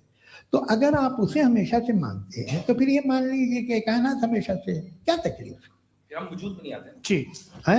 हम मौजूद नहीं अच्छा सर क्यों नहीं अब होता? मैं बताऊं प्लीज प्लीज। जैसे मैंने मिसाल दी आपके शेर, आपका शेर कभी वजूद में ना आता अगर शायर इसी तरह चलते रहते हमेशा। जी माइक माइक मेरे ख्याल से एक सेकंड। इन्फिनिट रिग्रेस का कॉन्सेप्ट क्लियर नहीं हो जी। पाया, ऐसे रहने दें, लेट्स मूव ऑन। ठीक है, हाँ थोड़ा सा मॉडरेटर का भी ख्याल रखें। नहीं आपने तो रखा है, आपने रखा है। यहाँ पे गौहर रजा साहब हैं, वो भी एक सवाल पूछना चाहते हैं। माइक यार नीचे से ऑन कर दिए, नीचे। पहले तो ये कह दूं कि मैं उन बच्चों से शर्मिंदा हूं जिनको गजा में कत्ल किया गया, क्योंकि हमारे होते हुए कत्ल किया गया। लेकिन उससे ज्यादा शर्मिंदगी इस बात से हुई कि मुझे लगा कि मुफ्ती साहब उसको जस्टिफाई कर रहे हैं। बिल्कुल भी नहीं, आप बहुत ही गलत मुझे बात लगा कह- मैं गलत हो सकता हूं। बिल्कुल गलत मैं है। सवाल पूछ रहा हूं। सवाल मैं देखिए, सवाल अगर पूछ रहा हूं। एक मैं जावेद भाई गौर से साहब, एक डिसएग्री गौर करता साहब, हूं। एक सेकंड देखिए, अगर देखिए ऐसा एक सेकंड आप सर वेट अरे आप कुछ मेरे पहले मुझे अपनी बात कह लेने दीजिए। अगर ऑडियंस तय करेगी तो फिर मॉडरेटर का मतलब नहीं। मेरा आप सबसे ये कहना है, ये बहस दो लोगों के बीच में है, एक तरफ मुफ्ती साहब, एक तरफ जावेद साहब। पिछले 1.5 घंटे से ये लोग अपने अपने तर्क रख रहे हैं। आपकी इनसे इत्तेफाकी हो सकती है, ना इत्तेफाकी हो सकती है। मेरे उस्ताद मुझे सिखा गए हैं कि मुखामुखम में असहमति की गुंजाइश बची रहनी चाहिए। अगर मैं आपकी बहुत इज्जत करता हूं गौहर साहब, आपने जो कमाल की किताबें लिखी, साइंटिफिक टेम्परामेंट, लेकिन मेरी ये गुजारिश है आप सबसे कि यदि आप इन लोगों ने जो बोला उन पर टिप्पणियां करेंगे तो ना वक्त की पाबंदी रहेगी, ना वो अनुशासन। आप सवाल पूछ लें, उस सवाल में जो बात आ जाए वो आ जाए। मैं जावेद साहब से डिसएग्री करता हूं, इसलिए जावेद साहब से सवाल पूछ रहा हूं। आपका सवाल जावेद अख्तर साहब से। और सवाल ये है मेरा कि जावेद साहब ने कई बार लॉजिक का इस्तेमाल किया कि साइंस में लॉजिक है और रिलीजन में लॉजिक नहीं है। मेरा ख्याल ये है कि रिलीजन में भी लॉजिक है, लेकिन उस लॉजिक की बेसिस ये है कि आप रुक जाते हैं, जिसका जिक्र जावेद साहब ने बार बार किया, यानी खुदा के तसव्वुर पे आते हुए, गॉड के तसव्वुर पे आते हुए रुक जाते हैं। और इसमें सवाल पूछना मतलब फॉरबिडन होता है। सवाल यह है कि क्या जावेद साहब इससे एग्री करते हैं कि साइंस की लॉजिक अलग है और रिलीजन की लॉजिक अलग है? बताइए सर। देखिए, 3 चीजें हैं, साइंस है, एक है मंतिक है, इस्तिदलाल है, और एक जो है कुछ भी नहीं है, फेथ है, अकीदा है। मैं अकीदे की लॉजिक का कायल नहीं हूँ। मुझे आप इस्तिदलाल से, लॉजिक से, रीजन से समझाइए, मैं मानने को तैयार हूँ, मेरा क्या नुकसान होगा। लेकिन ये कि अकीदे पे मैं नहीं जा सकता हूँ। अकीदे का मतलब है कि तुम ये मान लो, सवाल ना करो, ये नहीं। आप सारी बातें करके, बड़ी साइंटिफिक बातें करके एक जगह जाके खुदा के वजूद पे रुक जाते हैं, सरेंडर कर देते हैं। मैं सरेंडर करने को तैयार नहीं। That's all. जी, ये आगे सर बैठे हुए हैं, इनको माइक दीजिए। भाई वो आप पूछना चाह रहे थे ना? हाँ नहीं जी, आपका नाम? आसिम इफ्तिखार। आसिम जी, पूछिए। सर, जावेद सर से सवाल है कि आपने अपने क्लोजिंग माइक थोड़ा करीब रखिए। अपने क्लोजिंग स्टेटमेंट में बात कही थी कि मजहब का जो फ्यूचर है वो ज़्यादा दिन नहीं जाने वाला है। लेकिन मैं देख पा रहा हूँ कि जो ऑक्सफोर्ड यूनिवर्सिटी की एक स्टडी है 2011 में हुई है, जिसके 50 एकेडमिशियंस ने इसको अंजाम दिया था, उसमें वो ये कहते हैं कि जो फेथ इन गॉड है वो इनबिल्ट है ह्यूमन नेचर के अंदर, जिसको हम कहते हैं फितरत के अंदर शामिल है वो।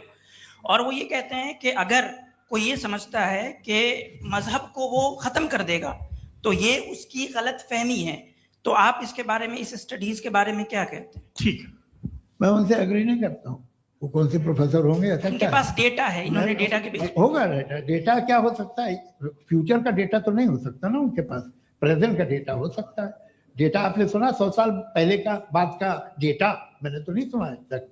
तो आज उनकी ये राय है और होगी राय, ठीक है, दुनिया में तरह तरह की राय है लोग, लेकिन मैं समझता हूँ कि वक्त के साथ इंसान ज़्यादा से ज़्यादा रीजनेबल और लॉजिकल होता जा रहा है। आज आप देखिए वेस्टर्न यूरोप में क्या परसेंटेज है नॉन बिलीवर्स की, बहुत हाई, वहाँ चर्च खाली पड़े होते हैं। तो अल्टीमेटली तो इंसान कोई ऐसी बात बहुत अरसे तक नहीं मान सकेगा, चाहे गलत या सही, जो उसे उसके दिमाग को, उसके जहन को, उसके लॉजिक को अपील ना करे। वो कह रहे हैं तो ऑक्सफोर्ड के होंगे तो कैम्ब्रिज के होंगे, तो मुझे क्या लेना देना, उनका डेटा मुस्तकबिल का नहीं हो सकता है।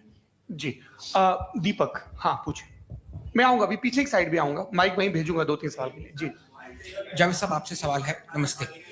अरे भाई सर, अगर आप ही लोग तय करना है तो फिर 200 लोग तय कर लेंगे। नहीं sir, please don't do this sir, everybody has a right sir, but we can only take selected questions. No sir, ये यंग लोग भी हैं तो इनकी ये अब उतने यंग, भाई आप यंग हैं कि नहीं है?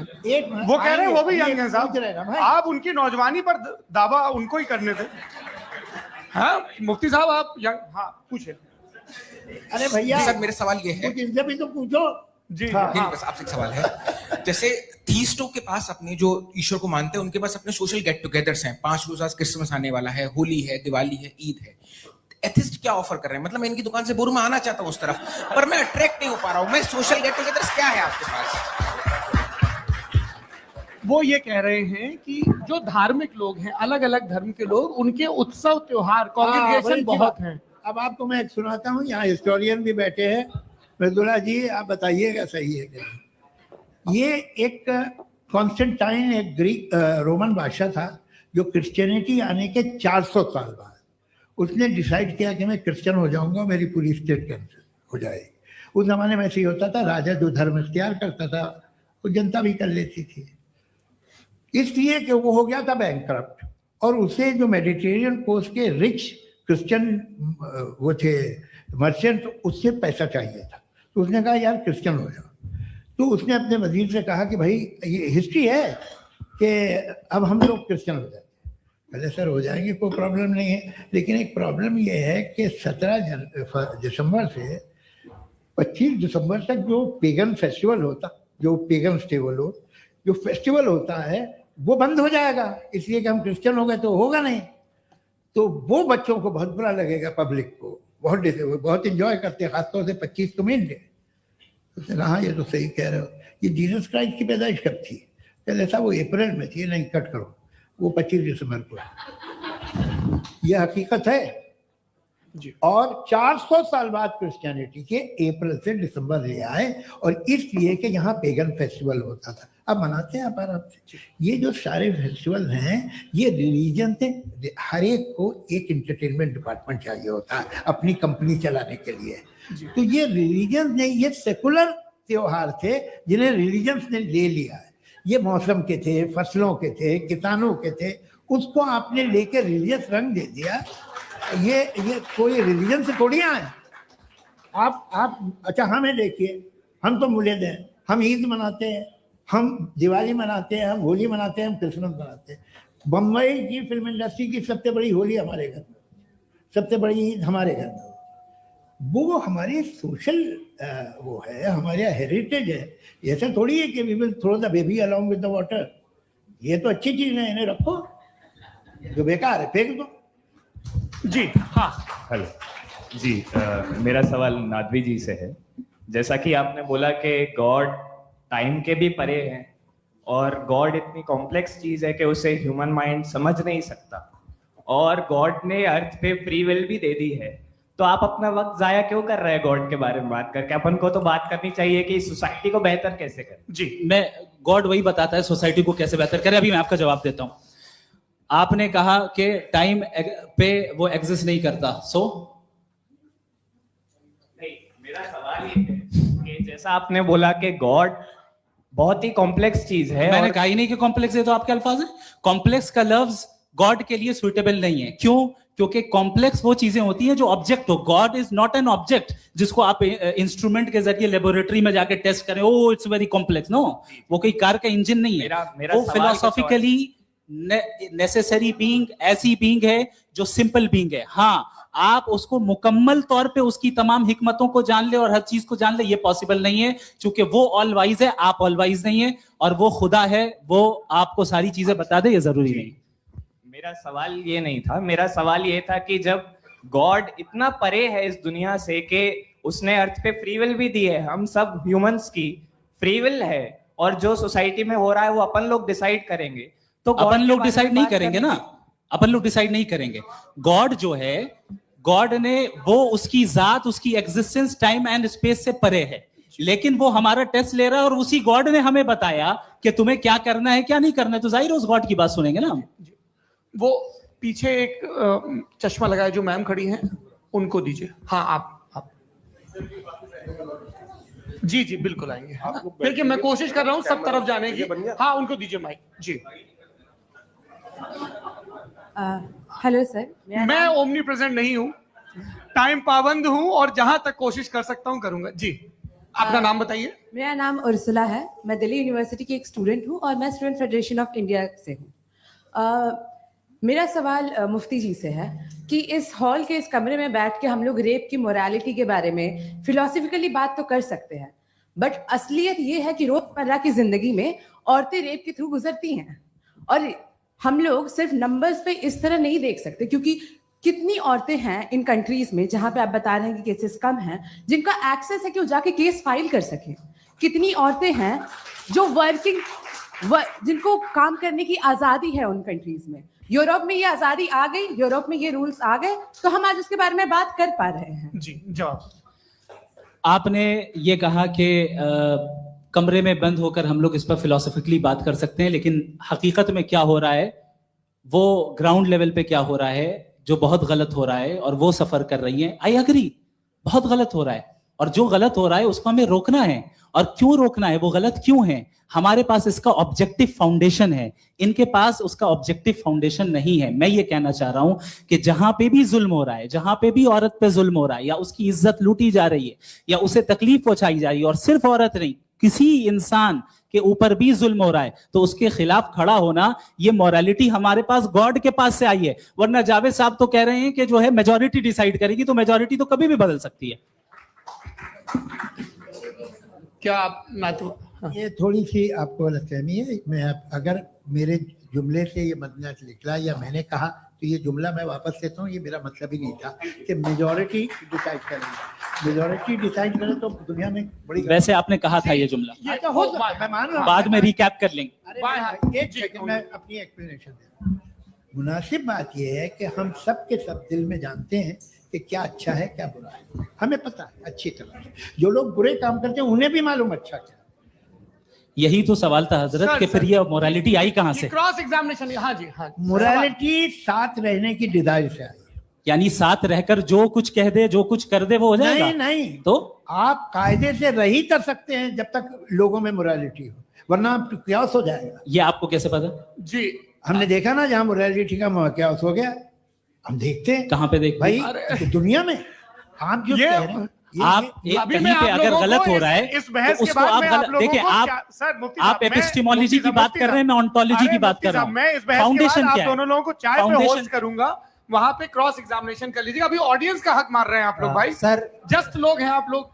और ये भाई ये हाँ बच्चे- उधर आएंगे, उधर इनको आएंगे जी सर, आएंगे अच्छा सर मेरा नाम लईकुर रहमान है और मैं अलीगढ़ मुस्लिम यूनिवर्सिटी का स्टूडेंट हूँ, और जहाँ तक मुझे पता है कि sir you are also product of Aligarh Muslim University. मैं भी उसी चमन का बुलबुल। हाँ सर, तो बहुत खुशी हुई मुझे जान करके कि मैं आपसे मिलूंगा। सवाल सर मेरा सवाल यह है, सर सैयद अली रहमा का नजरिया यह था कि खुदा के वजूद को अकल के दायरे में रह करके तलाश करना, न के पूरी तौर से उसका इनकार कर देना। Sir how will you define it? नहीं तो ये तो आप इन्हें बताइए। ये सर, सवाल है आपसे कि खुदा का वजूद साबित कर रहे हैं। तो सर आपने इनकार कर रखा है, इस वजह से मेरा क्वेश्चन उन्होंने यही सर से एक सेकंड, सर सैयद ने यही कहा ना कि अकल से आप खुदा के वजूद को साबित नहीं कर सकते, यही कहा ना भाई। वो उन्होंने कहा कर सकते हैं और वो कर दिया गया आज।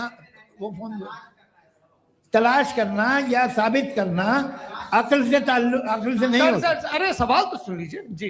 अकल से नहीं हो सकता है, यही कहा ना आपने। अकल से हो सकता है, अरे वो यही कह रहे हैं भाई, आप बता रहे हो सकता है, वो तो कुछ और। आप अगर सर देखो नौजवान फोन ले लो इतनी कमाल की यूनिवर्सिटी है। अरे भाई दे दो मेरी ना बात जरा तो- 1 मिनट अरे दे दो मेरे भाई मेरी बात सुनो, नहीं, माइक मैं पे समझ- बोलो ताकि जो लाखों लोग देख रहे हैं माइक दे दो ना। अरे देंगे ना माइक, तुम ठहरो तो। हाँ सर मेरा सवाल ये था कि सर सैयद अलैहि रहमा का एक नजरिया था अपना कि खुदा का जो वजूद है उसको अकल के दायरे में रह करके तलाश करना है, न कि पूरे तौर से इनकार कर देना है। ये उनका कॉन्सेप्ट था। लेकिन मेरा सवाल ये है कि आप इसको कैसे डिफाइन करते हैं, एक्सप्लेन कैसे करेंगे, मैं आपसे मैंने जानना अकल चाहता के दायरे हूँ, में- क्योंकि you are the product of Aligarh Muslim University. मुझे अकल के दायरे में रख के मैंने बहुत तलाश की, मुझे मिला नहीं। हाँ ये इधर वो चश्मा लगाए जो, हाँ उनको दे दीजिए। जी जी फटाफट पूछिए, बस 5 मिनट है, 5 मिनट में खत्म हो रहा है। हाँ अस्सलाम वालेकुम मुफ्ती साहब। एंड मेरा सवाल जावेद अख्तर साहब से। क्या नाम है आपका? अरे भैया सब मुझे तो पूछ रहे हो। हाँ, फैज। पूछिए फैज साहब। तो मेरा सवाल ये है कि अभी जो एथियस्ट है वो problem of evil argument use कर रहे हैं अगेंस्ट मुस्लिम्स, राइट? कि इस दुनिया में इतना सारा इविल है और अगेंस्ट मुस्लिम तो यहाँ अगेंस्ट थियस्ट। हाँ थोड़ा सा करेक्ट कर लीजिए भाई, पूरी मशक्कती इसी बात की थी कि किसी एक मजहब पे बात न टिके। जी, तो बेसिकली ये आर्गुमेंट ऐसा है कि इस दुनिया में इतना ज्यादा इविल एग्जिस्ट करता है और अगर एक ऑल गुड गॉड है तो वो रोकता क्यों नहीं है? लेकिन इस सवाल में एक हिडन अजम्पशन ये है कि इस दुनिया में इविल एग्जिस्ट करता है। अब एथियस्ट ये कैसे ऑन्टोलॉजिकली प्रूव कर सकते हैं कि इस दुनिया में इविल एग्जिस्ट करता है? मैं आपको बताता हूँ, थोड़ा सा समझा। नहीं सर एक मिनट, आप हम लोग मेरा इनको सवाल सुनिए। नहीं please don't do that. I want to explain ontologically. हम समझ गए सर, इनको अब जवाब देने दीजिए। अच्छा सवाल पूछ लो। मैं अभी तक क्या था वो मैं थोड़ा सा ऐड ऑन कर लेता हूँ। तुम गुरु, हम जब इसका राउंड 13 करेंगे ना तब तुमको स्टेज पे बिठाएंगे। जी तो हाँ जल्दी से। तो देखिए एथियज्म के हिसाब से सब कुछ रैंडमली बन गया है, सब कुछ एटम्स और मॉलिक्यूल्स है। एक पत्थर में और मुझ में सिर्फ इतना फर्क है कि हम लोग एटम्स और मॉलिक्यूल्स का अलग अलग रीअरेंजमेंट है। अब एक पत्थर को कोई इंसान तलवार से 2 टुकड़ों में काट दे या मुझे, according to atheism it is same. There is no evil and good according to atheism. जी अच्छा, फैज साहब का सवाल ये है कि हाँ कोशिश भी करते तो इससे गलत सवाल नहीं कर पाते। एक लाइफ फॉर्म है और लाइफ फॉर्म में फीलिंग्स हैं, मतलब लाइफ फॉर्म सुनता है, देखता है, टेस्ट कर सकता है, फील कर सकता है। तो उसकी जो क्वालिटी इस बबल में आ गई है वो जानवर में भी है, इंसान में भी है। तो जाहिर है कि उसे कोई तकलीफ पहुंचेगी, तो चूंकि उसके पास वो सेंसिटिविटी है तो मैं करेगा। पत्थर में वो सेंसिटिविटी नहीं है। तो ये क्या सवाल हुआ कि अगर पत्थर को काटा तो पत्थर को तकलीफ नहीं होती, तो आपको काटे तो आपको क्यों तकलीफ हो? बैठ जाइए। जी हाँ अगला सवाल। हाँ पूछे जी जावेद अख्तर साहब। अरे भैया सब आप लोग मुफ्ती साहब को छोड़ रहे हैं, मेरे ही पीछे पड़े हैं क्या? फिर चलो बोलो भाई। You asked how God can exist when children die in Gaza. हाँ You asked how God can exist when children die in Gaza, and you also mentioned the rise of atheism in Europe.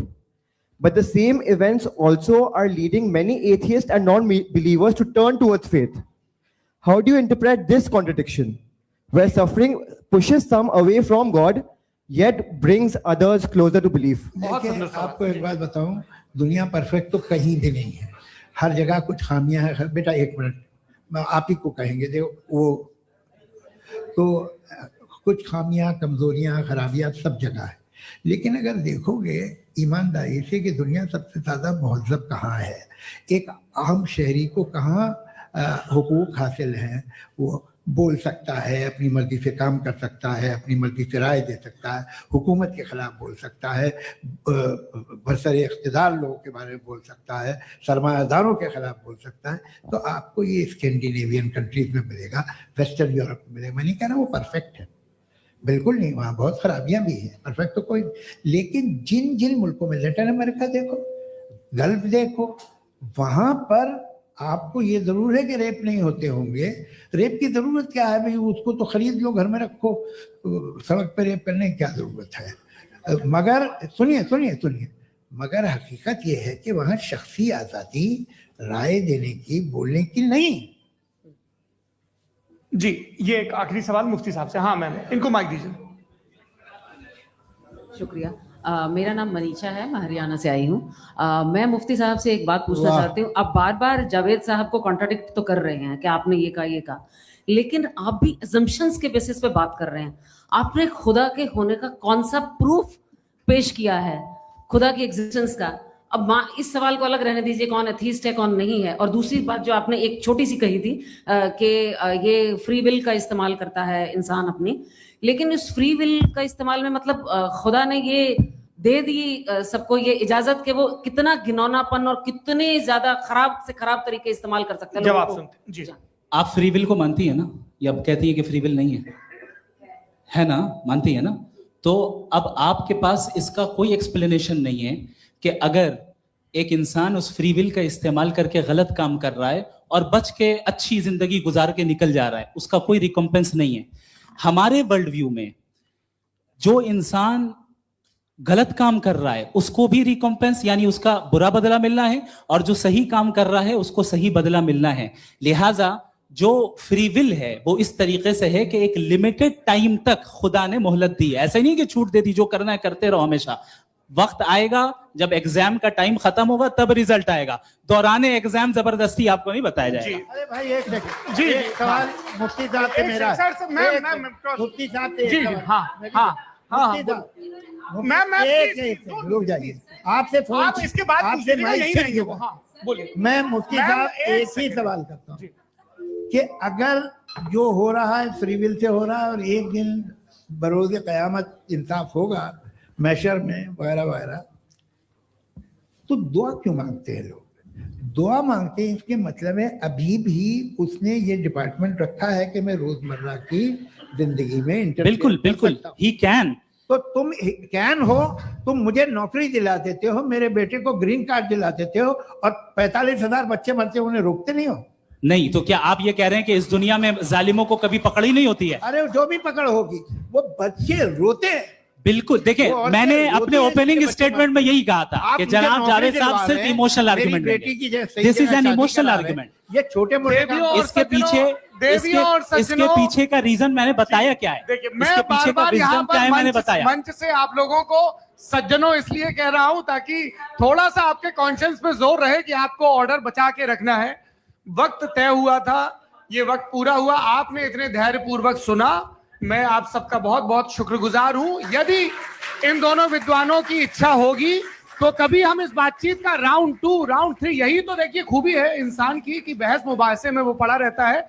आप लोगों ने बड़े धैर्य का परिचय दिया, बहुत बहुत शुक्रिया। इसी के साथ ये बातचीत यहाँ पे आप लोग को होती है। मैं एक बात बता दूं, ये सारी बहस हो गई, अब मुफ्ती साहब और बड़े मुफ्ती साहब इन साथ के साथ मैं खाना खाने वाला हूँ। अच्छा